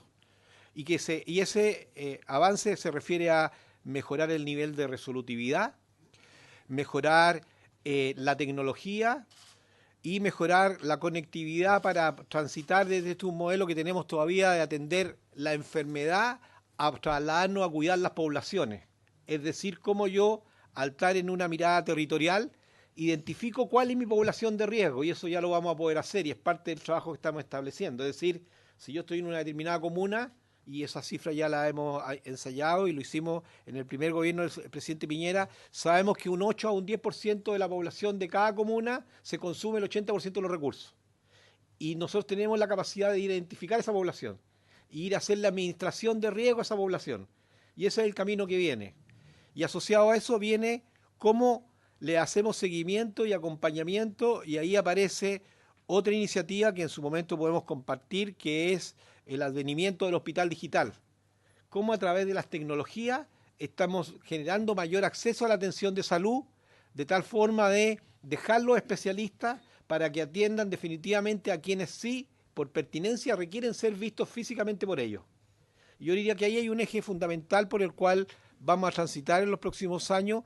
¿Y qué va a significar esto? Que efectivamente el mayor gasto que podamos tener se va a ver asociado a que tengamos mejores resultados. Y yo diría que eso es lo primero que hay que dejar muy en claro, porque pienso que la discusión de mantener la mirada en solamente el gasto y una mirada más cuantitativa no se condice con las causas raíz que tenemos que intervenir. Cuando uno, por ejemplo, analiza, y lo estamos haciendo, los servicios de urgencia, y uno ve que el 54% de los ingresos alrededor de que ingresa al hospital lo hace a través de servicios de urgencia, es porque la atención primaria está fallando. Un paciente que ingresa con una colecistitis, un cólico biliar, a hospitalizarse por el servicio de urgencia, es porque falló todo el sistema. Ese enfermo lo debiéramos haber pesquisado. ¿Qué es lo que estamos diciendo nosotros? Un enfermo con una colecistopatía podría hacerse la ecografía en la atención primaria. De modo que rápidamente lo vamos a llevar a operar. Es decir, ese es el gran salto que nos va a llevar a nosotros a poder racionalizar y tener mejores resultados utilizando los recursos disponibles y lo que vayamos incrementando. Eso es lo primero que quería señalar. Ahora, en relación a los especialistas, efectivamente, en las últimas décadas se han estado formando, en los últimos años se han estado formando alrededor de 1000 especialistas. El acento que estamos poniendo ahora es que tenemos que distribuirlo mejor. Tenemos que emparejar la cancha. Sabemos que Arica, Parinacota, por ejemplo, carece de un número importante de especialistas y es por ello que en las próximas semanas vamos a llamar a un nuevo concurso para formar especialistas, pero con una mirada regional. Nos hemos juntado con la universidad y le hemos dicho que queremos un esfuerzo de ellas para que sean las universidades regionales con puntajes adicionales desde sus universidades a quienes viven en la región para que los formen y se mantengan ahí. También hemos incentivado a que las personas postulen a las zonas que no son tan aceptadas, disminuyendo los tiempos de estada, en vez de 6 años, 3 años. Y por otra parte, incluso de generar beneficios especiales para esas zonas de tal manera que tengamos más especialistas ahí. Por otro lado, los EDF que ya terminan su ciclo como especialistas, vamos a promover para que se queden en regiones. Es decir, creemos que en la medida que nosotros emparejemos y podamos decir en todos los lugares de Chile, en todas las grandes regiones tenemos de todos los especialistas, vamos a responder a un anhelo que yo creo que todos compartimos de terminar con la descentralización en materia de salud. Y por otro lado les quiero comentar que desde el hospital digital, dado que es un hospital geográfico, lo que estamos haciendo es que independiente de donde estén los especialistas, están llegando a los lugares remotos. Y les quiero ilustrar un ejemplo. Ya partimos, el hospital todavía no se lanza en plenitud, pero ya está en desarrollo, con algunas de las células, le llamamos células a las especialidades. Nosotros tenemos un gran problema en Chile. Llegamos tarde con los enfermos de insuficiencia renal y los llegamos a tocar cuando ya hay que ver cuándo se dializan. ¿Y qué ocurre entre medio? Los enfermos transitan por el sistema durante décadas con hipertensión, con diabetes y los reconocemos al final. Fíjense que hoy día, aquí está representando, y por eso partimos con la célula de nefrología. Hoy día, un paciente que en la atención primaria requiere interconsulta nefrológica, en el modo regular espera 345 días para atenderse. En el hospital digital espera 51 horas. Ese es el cambio que se está produciendo. Y del total de los enfermos que llegan a atenderse por el hospital digital en interconsulta nefrológica, solo el 30% de ellos tiene que ir efectivamente en forma física donde el especialista. Entonces, ¿qué estamos logrando con eso? Cambiar la lógica de atención, pesquisando precozmente, aumentando las coberturas y dejando que los especialistas en los distintos lugares se atengan a ver exclusivamente aquel que irremediablemente tenía que llegar a él. Y ese otro 70% se resuelve en la interacción entre el médico de familia o general y el especialista utilizando la tecnología. Y ese camino nos va a cambiar la configuración de la manera de dar atención en salud. Lo mismo está ocurriendo con diabetes, lo mismo está ocurriendo con fondo de ojo, lo mismo va y está ocurriendo ya con el accidente cerebrovascular. La primera, senador Pizarro, la primera experiencia en el hospital digital lo hicimos cuando se estaba produciendo el casi terremoto, un paciente que llegó al hospital en Salamanca con un accidente cerebrovascular y fue resuelto con el neurólogo que estaba en Coquimbo. Es impensado que tengamos en Salamanca un especialista para resolver eso y el paciente se resolvió gracias a esta forma. Entonces, lo que les quiero decir es que tenemos por delante un nuevo mundo y una nueva manera de dar atención que tenemos que abrazar y que nos va a llevar a conversar de distinta manera el presupuesto. Y doy un último ejemplo, señor presidente. Veía yo con mucha preocupación que tenemos en Chile 2.600 personas que viven en zonas, 2.600.000 personas que viven en zonas rurales, donde no llega el Wi-Fi. Por lo tanto, el hospital digital no iba a llegar. Incorporamos tecnología y hoy día ya hemos partido con el desarrollo del hospital digital rural. ¿Y qué representa? Partimos hace unas semanas con la señora María. Significa que hoy día las postas en donde va el médico 1 o 2 veces por semana tienen contacto todos los días con el médico que está en el hospital digital, en cualquier parte, y conecta a ese paciente a partir del TENS para que pueda interactuar con el médico. Y ya hay 17 postas y pronto vamos a tener 100 y vamos a llegar a 300 postas. Lo que les quiero decir es que estamos en un camino extraordinariamente virtuoso, en donde a partir de esta nueva moda de entregar atención asociado a la forma física, se los digo responsablemente, vamos a cambiar la cara a la salud pública en Chile. Y estamos ahí, a puerta. De tal forma que la discusión que tengamos que tener del presupuesto va a tener que ser sobre la base de esta nueva dimensión que se está creando. Porque sin duda, fíjense que lo que estamos haciendo en nefrología lo estamos haciendo con 17 nefrólogos. Y a geográfico. La primera consulta la hizo un nefrólogo de Talcahuano para un paciente de la 4ª región. Y así va a seguir avanzando. Gracias, ministro. Señor director. Gracias. Difícil hablar después del ministro, pero va a ser bien cortito. Se pone fuerza. Sí, pero bueno, efectivamente es un tema que quiero tocar y también quería tocar el tema de contención de gasto y no quiero entrar en ninguna polémica, presidente, solamente quisiera clarificar cuál fue conceptualmente lo que nosotros pensamos y nosotros lo que hicimos durante el año. Efectivamente nosotros hablamos de que teníamos ciertos gastos que eran inevitables, lo llamamos presiones de gasto, ¿no es cierto? Y parte de eso era salud. Y la verdad que como ustedes han visto la cifra, efectivamente así fue, ¿no es cierto? O sea, nosotros hablamos de cerca de 1.000 millones, al final del día usted, señor Pizarro, dijo 1.100, 1.180, ¿no es cierto? Que fue un poquito más incluso. Entonces, efectivamente, nosotros nos damos cuenta, o sea, de que... Claro, está bien. Entonces, conceptualmente, nosotros cómo teníamos que enfrentar esto. O sea, nosotros sabíamos que efectivamente esto es algo que iba a ocurrir durante el año y efectivamente ocurrió. Entonces nosotros lo que en ese momento hicimos fue que también tuvimos algo de polémica, pero que bueno, que parte de la política, uno se da cuenta de estas cosas.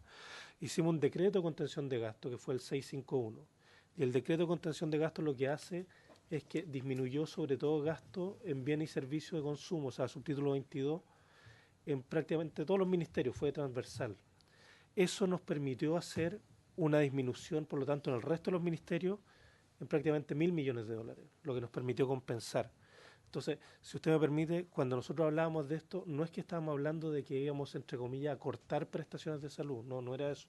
Lo que estamos tratando de hacer es que tenemos que dar espacio para este aumento de presupuesto durante este año, y eso fue lo que hicimos con ese decreto. Entonces, desde ese punto de vista, nosotros creemos, en nuestra opinión, pues nosotros creemos que en realidad no fue un fracaso, sino que tuvimos éxito en la contención de gasto durante este año, porque al final del día lo que logramos hacer es que cumplimos nuestras metas fiscales. Y eso se observa, entre otras cosas, en el balance fiscal, que efectivamente disminuyó significativamente. No entrar en cifras, pero tuvimos una disminución significativa, cumplimos nuestra meta, etcétera. Pero lo que yo estoy tratando de decirles es que inicialmente... Claro, tuvimos un debate político muy duro, efectivamente eso es así, pero yo lo que quiero decir es que efectivamente nosotros lo que pensamos que estos eran gastos que eran inevitables, efectivamente así es, y lo que nosotros teníamos que hacer es hacerle espacio, y eso es lo que hicimos con nuestro decreto de contención de gastos, ¿ya? Ahora, creemos que algo de eso nos va a servir para los años que vienen, porque claro, nosotros lo que hicimos fue bajar la base en bienes y servicios de consumo y eso lo mantuvimos para los años que siguen. Pero efectivamente, si es que, y ahí usted tiene razón, senador, si es que la demanda por servicios de salud sigue subiendo tan rápido, efectivamente vamos a tener que ver cómo tenemos que seguir acomodando hacia adelante y ahí tenemos una discusión de largo plazo, donde usted tiene razón.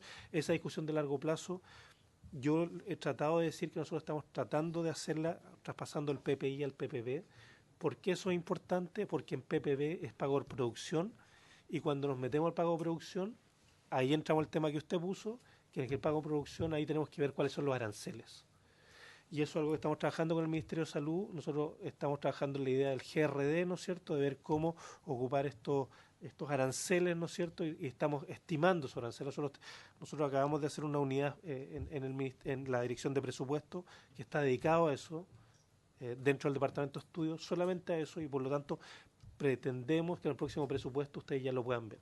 Entonces, paulatinamente, ¿qué es lo que hemos hecho en el presupuesto? Ya pusimos 400 millones de dólares de los 1.000 y tanto, que son 1.200 ahora, que tenemos que seguirlo aumentando, o sea, es parte de un déficit que estamos aumentando, pero también tenemos que pasar a esta segunda etapa.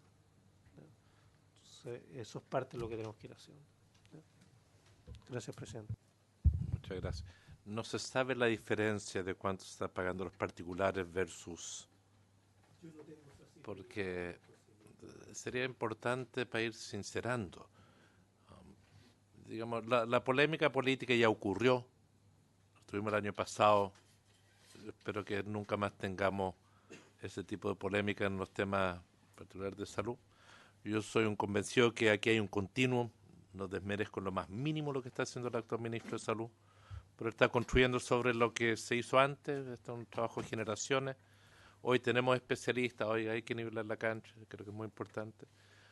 Todo indica que vamos a seguir aumentando nuestro gasto en salud. Tenemos una población que está envejeciendo a un ritmo mayor que cualquier otro país de América Latina. Entonces, tenemos un dato muy fuerte y por eso es importante ver cómo ir acotando, porque es evidente que si a un particular le pagamos lo que corresponde, los valores, y no solo estamos pagando al sector público, estamos dañando el sector público. Yo creo que ahí hay un tema que hay que sincerar, y es una de las razones que a veces los especialistas se van también a otros lados. Entonces, tenemos que sincerar esa información. Cuando tenga el estudio se lo agradeceríamos mucho, director. Señor ministro. No, solamente quería señalar que durante el año 2018, cuando nos veíamos en la requerimiento, sobre todo en regiones, para resolver pacientes que no fueran institucionales, nosotros lo hacíamos sobre la base del valor referencial que FONASA paga a los hospitales. Y quien accedía a ese valor era el que hacía la prestación. Y esto se pudo lograr mucho mejor, dado que instalamos el concepto que los hospitales son de los ciudadanos. Y en consecuencia, si legítimamente algún grupo no quería utilizar las instalaciones de los ciudadanos, podían venir, como de hecho ocurrió, otros colegas con las iguales competencias a ese hospital a usar los servicios de los chilenos para atender a los chilenos.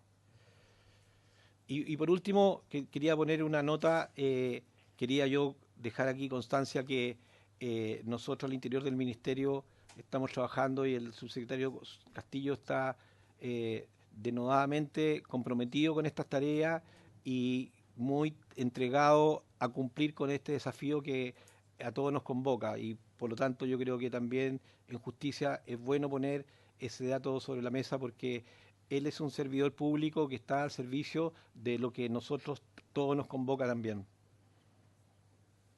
No sé si...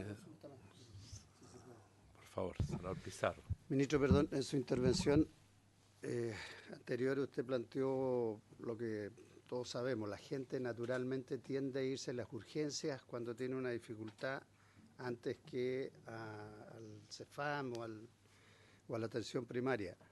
Eso es una mezcla sobre todo cultural o de mentalidad, que uno naturalmente se va donde cree que lo van a atender más rápido, mejor. Y entonces la pregunta es si los planes que yo sé que se hacen de información, de información a los que están dentro de los CEFAM en la atención primaria, en los propios hospitales, las campañas educativas, de que la gente tenga mayor claridad de cómo funciona el sistema en red, y para saber dónde ir y dónde lo pueden atender mejor, se están haciendo. O sea, hay una política importante en esa línea, porque es evidente que mejorando en la atención primaria se despeja mucho la presión que hay sobre la red hospitalaria, y a nosotros nos da la impresión de que no siempre le damos prioridad a ese tema, porque a lo mejor se requiere muchos recursos, es luchar contra una cultura, pero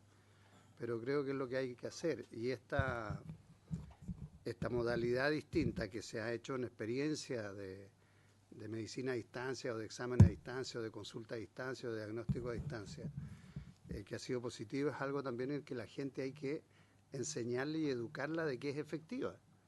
Porque también dice, ¿cómo me va a atender un médico que está a 500, 800 kilómetros en Talcahuano, que no tiene nada que ver con lo que yo estoy viviendo, como usted bien decía, en mi región? Esa es otra parte también que tiene que ir complementando todo este otro esfuerzo. Y lógicamente los municipios quienes manejan la atención primaria tienen mucho que decir en esto. Quizás para otra ocasión también yo no sé cuándo se va a hacer la evaluación de los SAR en términos de inversión y resultados, porque ahí es uno de los puntos con los cuales se definió una estrategia que plantea el senador Pizarro, para ir descongestionando la urgencia de carácter hospitalaria con otro tipo de urgencia. Yo entiendo que todavía no estamos a tiempo de hacer una buena evaluación, una política nueva que está recién desplegándose, pero en algún momento eso nos va a servir bastante. Señor ministro.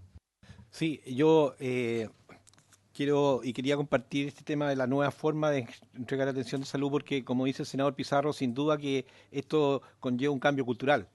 Y en la medida que todos lo vamos abrazando y usted en lo particular como líder en sus regiones empiezan a empaparse y también a comunicarlo, va a generar un espacio de confianza para que la gente acceda.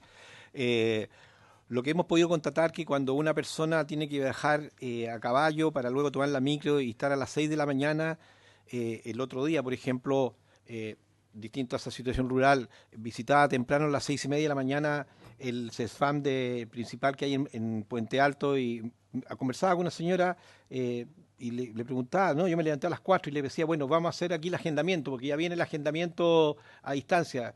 Y bueno, a ella le cabía duda que fuera a ocurrir, pero sin duda le podía cambiar la vida. Entonces, hay un espacio ahí de esperanza que yo creo que nos va a ayudar mucho. Y en esa misma línea, senador, estamos visualizando, dado que esta característica de irse al servicio de urgencia, lo que queremos generar es la aplicación que la persona, en el momento que sabe que necesita una urgencia, pueda ver en el dispositivo cuál es la urgencia más y con qué tiempo está esperando. De modo que a un grupo por lo menos lo induzca que en vez de irse al hospital que está a 2 cuadras, que va a estar esperando 12 horas, que de hecho ocurre, pueda irse al SAR que va a tener que esperar nada más que 1 hora. O sea, todas esas medidas las que nosotros vamos a incorporar también para ir cargando más allá de lo que nos significa la resolución de la atención primaria. Sin duda que ese es otro de los caminos que tenemos que resolver. Muchas gracias, ministro. Quiero proponer a los colegas que podamos suspender la sesión brevemente para tomar otras decisiones. Ya estamos en la hora, pero bueno, si me permiten, ministro, antes, se estuvo hablando con el ministro Blumen, nos ha pedido a ver si podemos abordar el proyecto que para efecto de la Comisión de Hacienda son pocos temas que necesitamos ver, que es el que modifica la ley de base de procedimiento administrativo, que sí, pero quiero decirles que hay otros que están. Y el tema del INE, se ha tomado contacto, el Ministerio de Economía no está en condiciones hoy de abordarlo en plenitud, están trabajando las indicaciones y más bien que lo podamos ver la próxima sesión. Se suspende la sesión.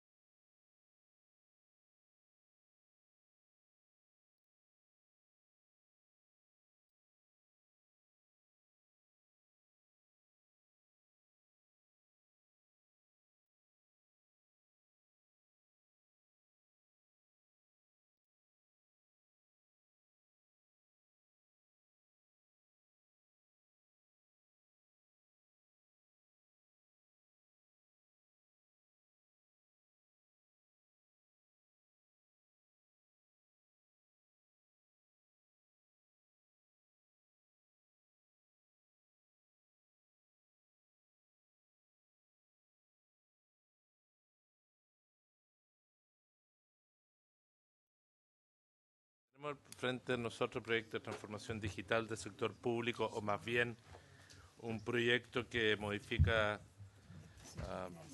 lo que es la ley de base de procedimiento administrativo para efectos de esta comisión. Lo que está en discusión, porque este debate ya se realizó en otra comisión especializada, tiene que ver con los costos de soporte digital o de software, etcétera, que se requiere para su implementación. Ofrezco la palabra al señor ministro Blumer.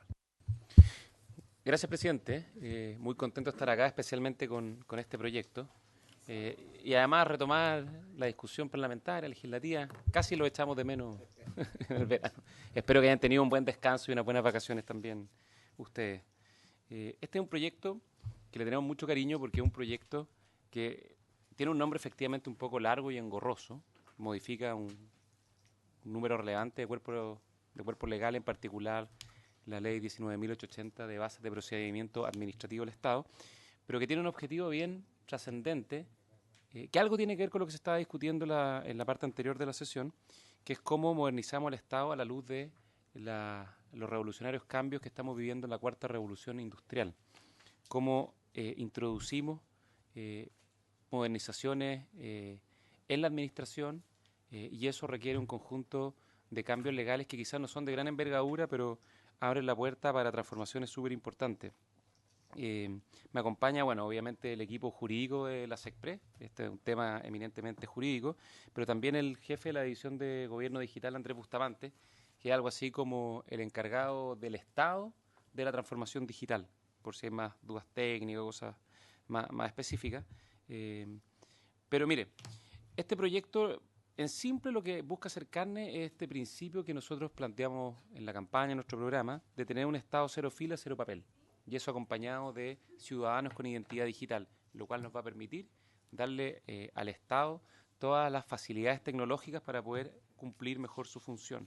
Un primer paso ya se dio a fines de la administración anterior, en el segundo gobierno de la presidenta Bachelet, cuando se crea la División de Gobierno Digital para materializar algunos de estos objetivos. Y ahora necesitamos un segundo paso, que es hacer todos estos cambios legales que nos permiten cumplir con estos principios.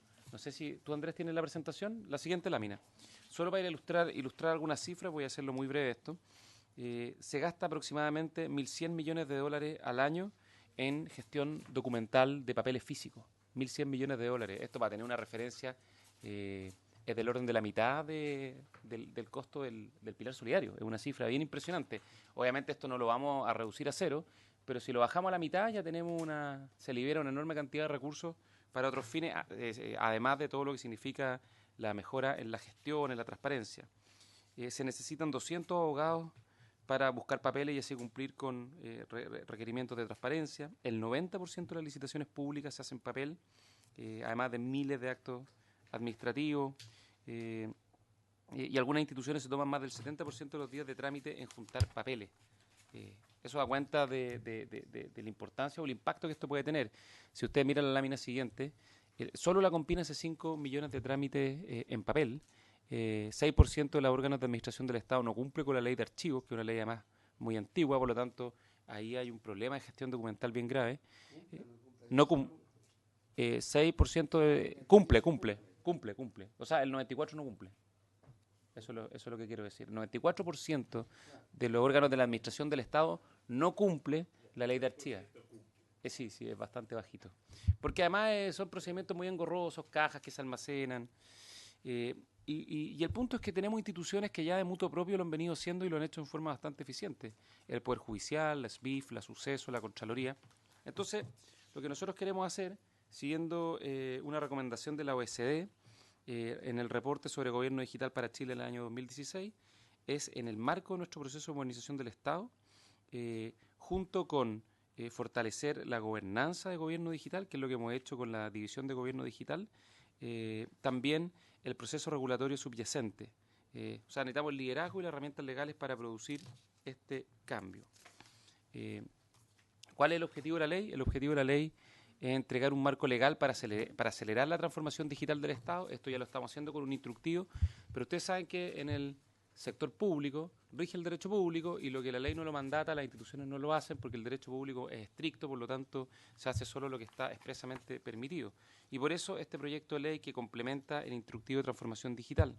Nosotros tenemos como meta, a modo antecedente, tener el 80% de los trámites, son cerca de 3.700, de los trámites digitalizados al final de este periodo de gobierno y el 100% de los trámites digitales el año 2024, si no me equivoco. 23, perdón. Y junto con eso queremos a lo menos duplicar los chilenos que tienen clave única. Estamos hablando de pasar de 4 millones a cerca de 8 millones. Y además establecer durante este gobierno el principio de que el Estado no le envía nunca más un papel a un ciudadano si es emitido por el Estado. Yo siempre cuento a modo de ejemplo que yo para asumir como ministro me tuve que presentar 3 papeles: certificado de antecedentes, certificado de nacimiento y situación militar al día. Y todos emitidos por el Estado. Y esto se da, por ejemplo, para los subsidios de vivienda, para todo, para el subsidio único familiar. Muchos ya se están digitalizando, no hay que decir que los organismos públicos son ciegos a este proceso, pero queremos mandatarlo con este nuevo marco legal para ahorro de tiempo para los usuarios y de los funcionarios del Estado, para mejorar sustancialmente los niveles de transparencia del Estado. Eso es extraordinariamente importante porque la digitalización y la creación de expedientes públicos digitales, que es lo que hace este proyecto también, facilita la transparencia y el control ciudadano y disminuye los riesgos de corrupción y la opacidad al interior de los organismos públicos, disminuir los costos de operación, aumentar la gestión del conocimiento, etcétera. Entonces, la transformación digital del Estado será fundamentalmente sobre la base de establecer la obligatoriedad del soporte electrónico y establecer la excepcionalidad del soporte en papel. O sea, la regla por defecto es la tramitación digital, los expedientes digitales, la comunicación digital, y el papel no se elimina 100%, no se puede eliminar 100%, pero se establece como una excepcionalidad sobre la base de casos particulares que tienen que ser fundamentados. Entonces, lo que estamos incorporando a la ley 19.880 es un procedimiento administrativo electrónico. Algo ya había, pero no funcionaba, con toda la efectividad que se requiere. Y lo que se establece en el artículo 1 de este proyecto es que los procedimientos administrativos deben expresarse por medio electrónico y constar de un expediente electrónico.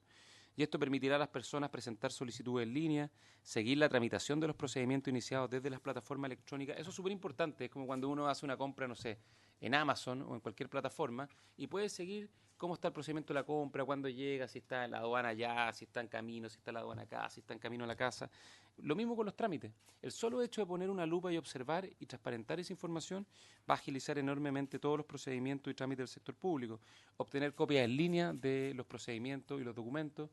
Obviamente lo queremos hacer a cero costos, además facilitando el acceso y reduciendo los costos para los ciudadanos. Y establecer sistemas de notificaciones electrónicas por parte del Estado. Obviamente se mantiene la supletoriedad respecto de lo sustancial en la ley de base de los procedimientos administrativos. Como señalaba, el papel es la excepción. En ciertos casos justificados se podrá autorizar la tramitación en papel sin perjuicio de su posterior digitalización.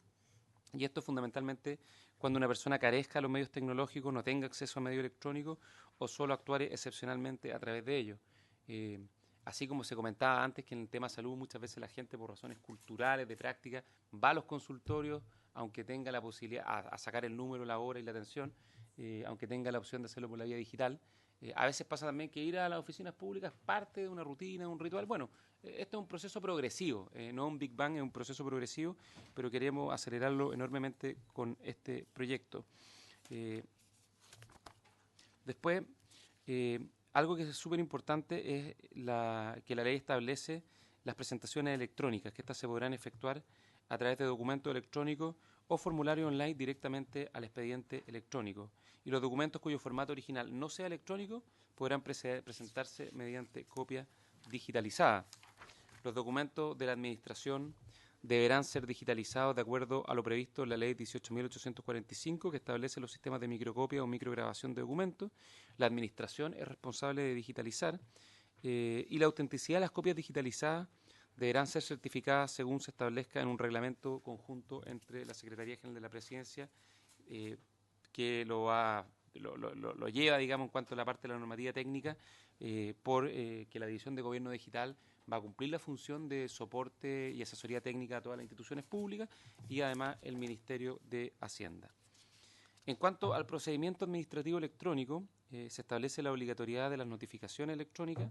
Se propone establecer esto como regla general en los procedimientos administrativos. La notificación digital se practicará en base a la información contenida en un registro único dependiente del Servicio Civil de Identificación, del Servicio de Registro Civil, sobre la cual se configurarán domicilios digitales únicos, y por eso es tan importante este objetivo de nuestra agenda digital de amplificar y masificar el uso de la clave electrónica y de la identidad digital por parte de los ciudadanos. Las excepciones justificadas se consideran en la ley, en este proyecto de ley, en aquellos casos donde eso no sea posible, y existirá una plataforma o sistema de consulta de los servicios de las notificaciones que se hubieran realizado. O sea, en el fondo, con la clave única las personas van a poder consultar toda esta información. Hay algunas experiencias exitosas que ya se han venido realizando, hemos estado estudiándolas, conversándolas con los distintos servicios, las BIF, el INAPI, la Contraloría, que varias de estas cosas ya la han implementado. Así que esto ya hay experiencia que permite mirar en forma optimista la implementación de este proceso. Me salto a la siguiente lámina. Respecto a las plataformas electrónicas, aquí es súper importante la creación de sistemas y estándares seguros. Por lo tanto, vamos a trabajar en la creación de plataformas electrónicas comunes, compartidas, con servicios compartidos, porque eso es fundamental, que sean interoperables y que tengan los máximos estándares. Y este proyecto no está considerado este proyecto, pero va acompañado de la agenda de ciberseguridad, porque una de las grandes vulnerabilidades que enfrenta este proceso de transformación digital es la seguridad digital. Hoy día podemos tener las mayores vulnerabilidades como país o sea, podemos tener grandes vulnerabilidades producto de las vulnerabilidades que tienen los sistemas digitales, el sistema de transmisión eléctrica, el sistema salud, educación, el sistema financiero. Por lo tanto, todo esto lo vamos acompañando con una agenda de ciberseguridad que en paralelo se está tramitando, de hecho, en el Senado. Se está viendo en el Senado y es uno de los temas que también estamos empujando con mucha fuerza. En cuanto a las plataformas electrónicas, bueno, se definen estándares por reglamento en base a los principios y características establecidas en la ley. Se definen una serie de principios y conceptos como seguridad, interoperabilidad, interconexión y ciberseguridad para poder compatibilizar todos estos principios. Esto se va a desarrollar en forma progresiva y coherente en un trabajo conjunto entre el Ministerio de Hacienda y Gobierno Digital de la Secretaría General de la Presidencia. Y lo que les comentaba, se privilegiarán servicios compartidos o similares y sistemas que permitan la integración de los múltiples sistemas institucionales. Ustedes saben que la mayor parte de los trámites digitales tienen claves propias para cada servicio. La clave única no está masificada dentro del Estado, es una cosa kafkiana, que cada ciudadano tenga que sacar su propia clave para hacer cada trámite ante la institucionalidad pública. Y eso lo vamos a cambiar. Vamos a hacer también plataformas compartidas para que sean interoperables.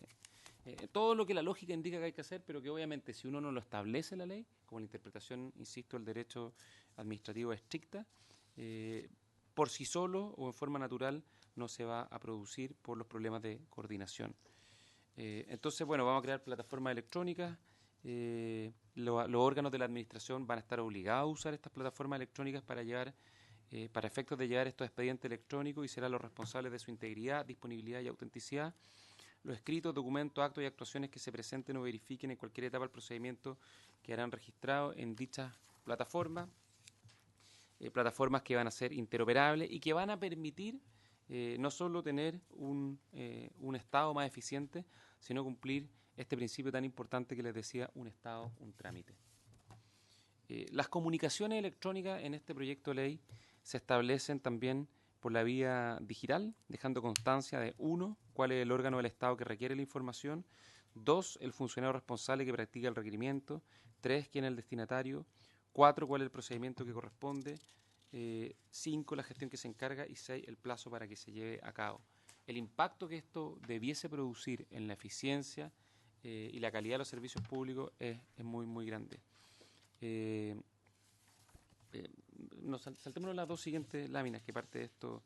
Bueno, algunas cosas ya les dijimos. Los actos administrativos deben expresarse por escrito en soporte electrónico, y los jefes superiores de servicio podrán autorizar que ciertos actos administrativos se expresen en soporte de papel cuando el sistema o soporte electrónico no se encuentre disponible por emergencia, fuerza mayor u otro motivo calificado.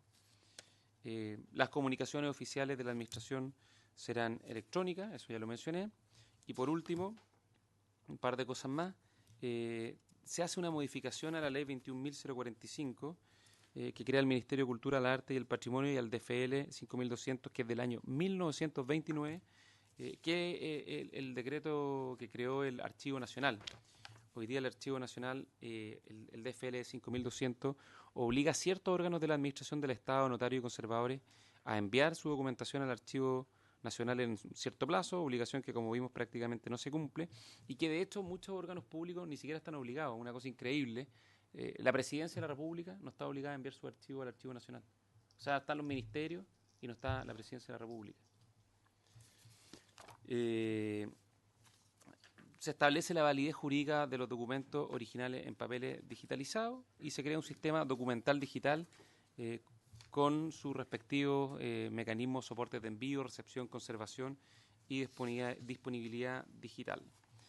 La entrada en vigencia de esta ley es 180 días después de la publicación en el Diario Oficial de los reglamentos que se requieren, que son varios, y hay un plazo para la publicación de esos reglamentos de 1 año, y la fecha de entrada en vigencia de la ley no podrá extenderse para ningún órgano de la Administración del Estado más allá del plazo de 4 años. Eso lo ponemos también como una suerte como de fecha límite. En cuanto al impacto presupuestario, el gasto fiscal considerado en este proyecto, que está en el informe financiero, es de 1.200 millones de pesos, pero se estima que el ahorro fiscal que podría llegar a producir, a lo menos, esto siendo muy conservador, son 6.000 millones de pesos, esto siendo muy conservador. Y el mayor gasto del Archivo Nacional está dado fundamentalmente por lo que se requiere para la implementación de un software de archivo digital, que son 562 millones de pesos el primer año, y en régimen son 124 millones de pesos. Como contrapartida se estima un ahorro de 211 millones en régimen, que tiene que ver con dejar de administrar el archivo físico. Y también se establece una suite de digitalización para los distintos servicios y organismos públicos, que en régimen va a significar un desembolso de 1.089 millones de pesos y un ahorro de 5.8 millones de pesos. Esto es considerando que no cambia prácticamente nada en los distintos servicios y organismos públicos. Como vimos, se destinan solo en papeleo del orden de 1.000 millones de dólares. Ese impacto aquí no está cuantificado, por lo tanto el beneficio debe ser muchísimo, muchísimo mayor, sin contar no solo el efecto fiscal, sino también en calidad de vida para los ciudadanos. Cada trámite en promedio demora 2,2 horas. Si pasamos los trámites digitales, en la práctica no van a tomar casi nada de tiempo y se realizan más de 50 millones de trámites al año. O sea, el impacto que esto puede tener es demasiado relevante y por eso nos parece que este es un proyecto que debiese convocar apoyo, es relevante, mantiene algo que hemos venido desarrollando como una política de Estado, que yo creo que estamos atrasados en este sentido para ponernos a tono de los estándares más exigentes a nivel mundial. La meta que tenemos como gobierno es estar en el top 10 a finales de este periodo de los gobiernos, de los estados que son más eficientes y más modernos en materia digital. Hoy día, ¿en qué lugar estamos? 34. Queremos llegar al top 10. Entonces creemos que aquí podemos hacerlo bien, tenemos experiencia, hay distintos servicios públicos que ya han marcado la pauta y por eso les queremos pedir el apoyo para aprobar este proyecto. Muchas gracias. Yo entiendo que en América Latina probablemente estamos dentro de los que más han avanzado también hasta ahora. Muchas gracias, ministro. Yo quiero proponer 2 cosas. Nos quedan 2 minutos para la sesión. Yo tengo una dificultad y yo tengo otro compromiso, entonces quiero plantear que podamos abrir la votación. Por eso estoy planteando. Yo entiendo que mi mayor duda, y esa es la consulta que tengo al ministro, voy a ofrecer la palabra, tiene que ver con a quién se le compran los softwares, si este software es construido por nosotros, porque tiene que ver con la dependencia o la neutralidad. Y esto es un tema amplio. Entiendo que para nosotros la principal... se ofrece la palabra al senador Pizarro.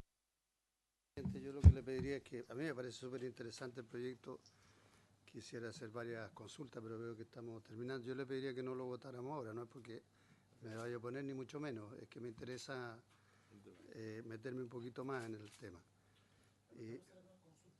Sí, por cierto, entonces la próxima sesión que después vemos cuándo, probablemente hable Sí, para puede la ser votación. mañana, si quiere, si no tengo problema. Si no cita usted, yo estoy disponible. Presidente, dos consultas al ministro, que las planteó él. ¿Cuánto es lo que va a significar en pérdidas de empleo en el sector público?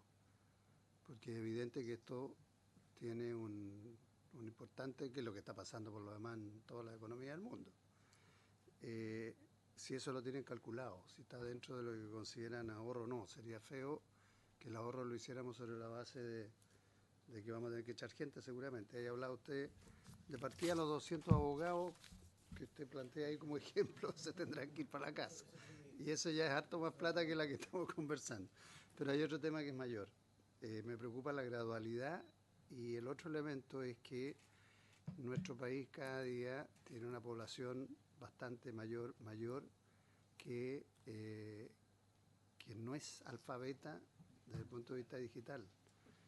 Y esa gente cada día es más dependiente en esta parte, más dependiente de las generaciones nuevas, de quien lo ayuda, la familia, de quien sea. Entonces, aquí se nos puede generar un problema grave, porque ya se genera para muchas personas en temas bancarios, trámites, cosas que hoy día están funcionando. Eso es una complicación. Entonces, una gradualidad como la que se plantea de 1 a 4 años. Yo no sé cómo tienen pensado abordar esto. Vamos a tener que hacer campañas de digitalización mucho mayor, o sea, de alfabetización digital mucho mayor, sobre todo para esos sectores. Senador Coloma. En la línea de las preguntas, digamos, un comentario y dos preguntas. El comentario es que yo creo que estos 200 abogados que lo dice como con alegría que van a salir, digamos, yo creo que el problema es distinto ahí. Creo que eso no tiene que ver, los requerimientos de transparencia no tienen tanto que ver con papeleo, sino que la cantidad de cosas que se piden por transparencia. Yo he conversado, no ahora, con varios ministerios donde tienen destinado mucha gente a contestar muchas cosas que a veces no tiene que ver con saberlas, sino que a veces, por ejemplo, hacer tesis, por ejemplo, hacer otro tipo de sesiones, otro tipo de... destinarlo a contestar los oficios nuestros, por ejemplo. Claro, por ejemplo, podría decir que yo creo que lo único que yo no estoy de acuerdo es que necesariamente sea por un tema del papel, el tema de que se eliminen personas para efecto de la transparencia. Creo que lo aprovecho de invitar a que revisemos la ley de transparencia, que yo sé que usted es un ferviente partidario, pero yo también, pero de repente se extiende más allá de lo debido a las causales. Y la pregunta, presidente, bien corto. Yo tengo 3 consultas. Primero, las notificaciones electrónicas por parte del Estado. ¿Qué es lo que me preocupa?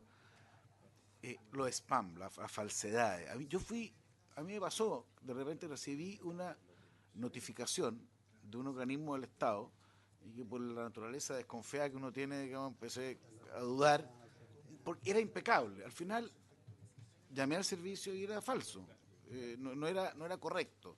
Me da miedo que, o sea, manifiesto mi preocupación de cómo tener la seguridad, porque ahora es distinto cuando usted me puede decir, igual le puede llegar una falsificación a su casa, pero es distinto porque uno tiene que ir a un organismo. Entonces, ¿cómo han pensado bien el hecho de que esto no sea una fuente infinita de fraude, digámoslo así, en donde uno le piden determinado dato o cobranza en función de cómo todo llega por esta vía? Creo que hay un tema delicado respecto a la seguridad. Lo segundo, algo que planteó el senador Pizarro, yo entiendo que hay una obligatoriedad, hay excepciones justificadas, justamente respecto de cuando no hay la alfabetización adecuada. ¿Cómo se define bien eso? ¿Es por regiones, por zonas? No, porque yo entiendo el criterio, me parece, está bien presentado. Esta es la regla general, tiene que haber excepciones porque puede que no. Pero ¿cómo se fijan esas excepciones? Y por último, algo que también dijo la pasada, presidente, el ministro, y aprovecho yo de subrayar la importancia de la clave única. Yo creo que aquí es un tema cultural. Yo le quiero poner, no tiene por qué saberlo, nosotros en la primera comisión de su presupuesto nos dimos cuenta también que, por ejemplo, la superintendencia de bancos, uno para pedir su informe respecto de deudas, no vale la clave única, tiene que además físicamente ir a la oficina en Santiago a sacar una nueva clave para pedir algo que obviamente debería ser clave única respecto a cualquier usuarios. Entonces yo creo que ahí podemos por mientras ir avanzando mucho porque esto es un tema cultural. Yo comparto plenamente el proyecto. Me parece que las consultas, también creo que son también planteadas. Pero quería agregar esa idea y agregar el tema de la seguridad y la notificación electrónica. A mí lo que más me preocupa es que aquí nos surge una industria, digamos, de falsedades, sobre todo ahora que sabemos que no nos va a llegar cartas, sino que nos va a llegar notificación a un mail que sabemos es más o menos vulnerable. Muchas gracias. Yo quiero proponer, yo tengo varias consultas, pero como vamos a hacer otra sesión, lo vamos a ver mañana, quizás pueden traer las preguntas, las respuestas mañana. Yo quiero enfatizar la consulta, senador Pizarro, la gradualidad o la cohabitación de dos modalidades durante un periodo de tiempo mayor. Yo creo que yo comparto el criterio en general. Mi gran duda es, hay mucha gente que no tiene correo electrónico, hay mucha gente que le manda correo electrónico, no lo mira, mira más el WhatsApp que el correo, y mañana será reemplazado por otra cosa. Entonces tenemos que buscar mecanismos quizás de convivencia en esta transición, que yo no sé si 3 años es suficiente, pero no para implementar lo nuevo, sino para que sea obligatorio para todos acogerse. Pero veamos si podemos coordinar una sesión mañana y yo le confirmo en el transcurso del día. Perfecto, gracias. Si les parece, habiendo cumplido el objeto de la sesión, se levanta. Cada día más brillante este país.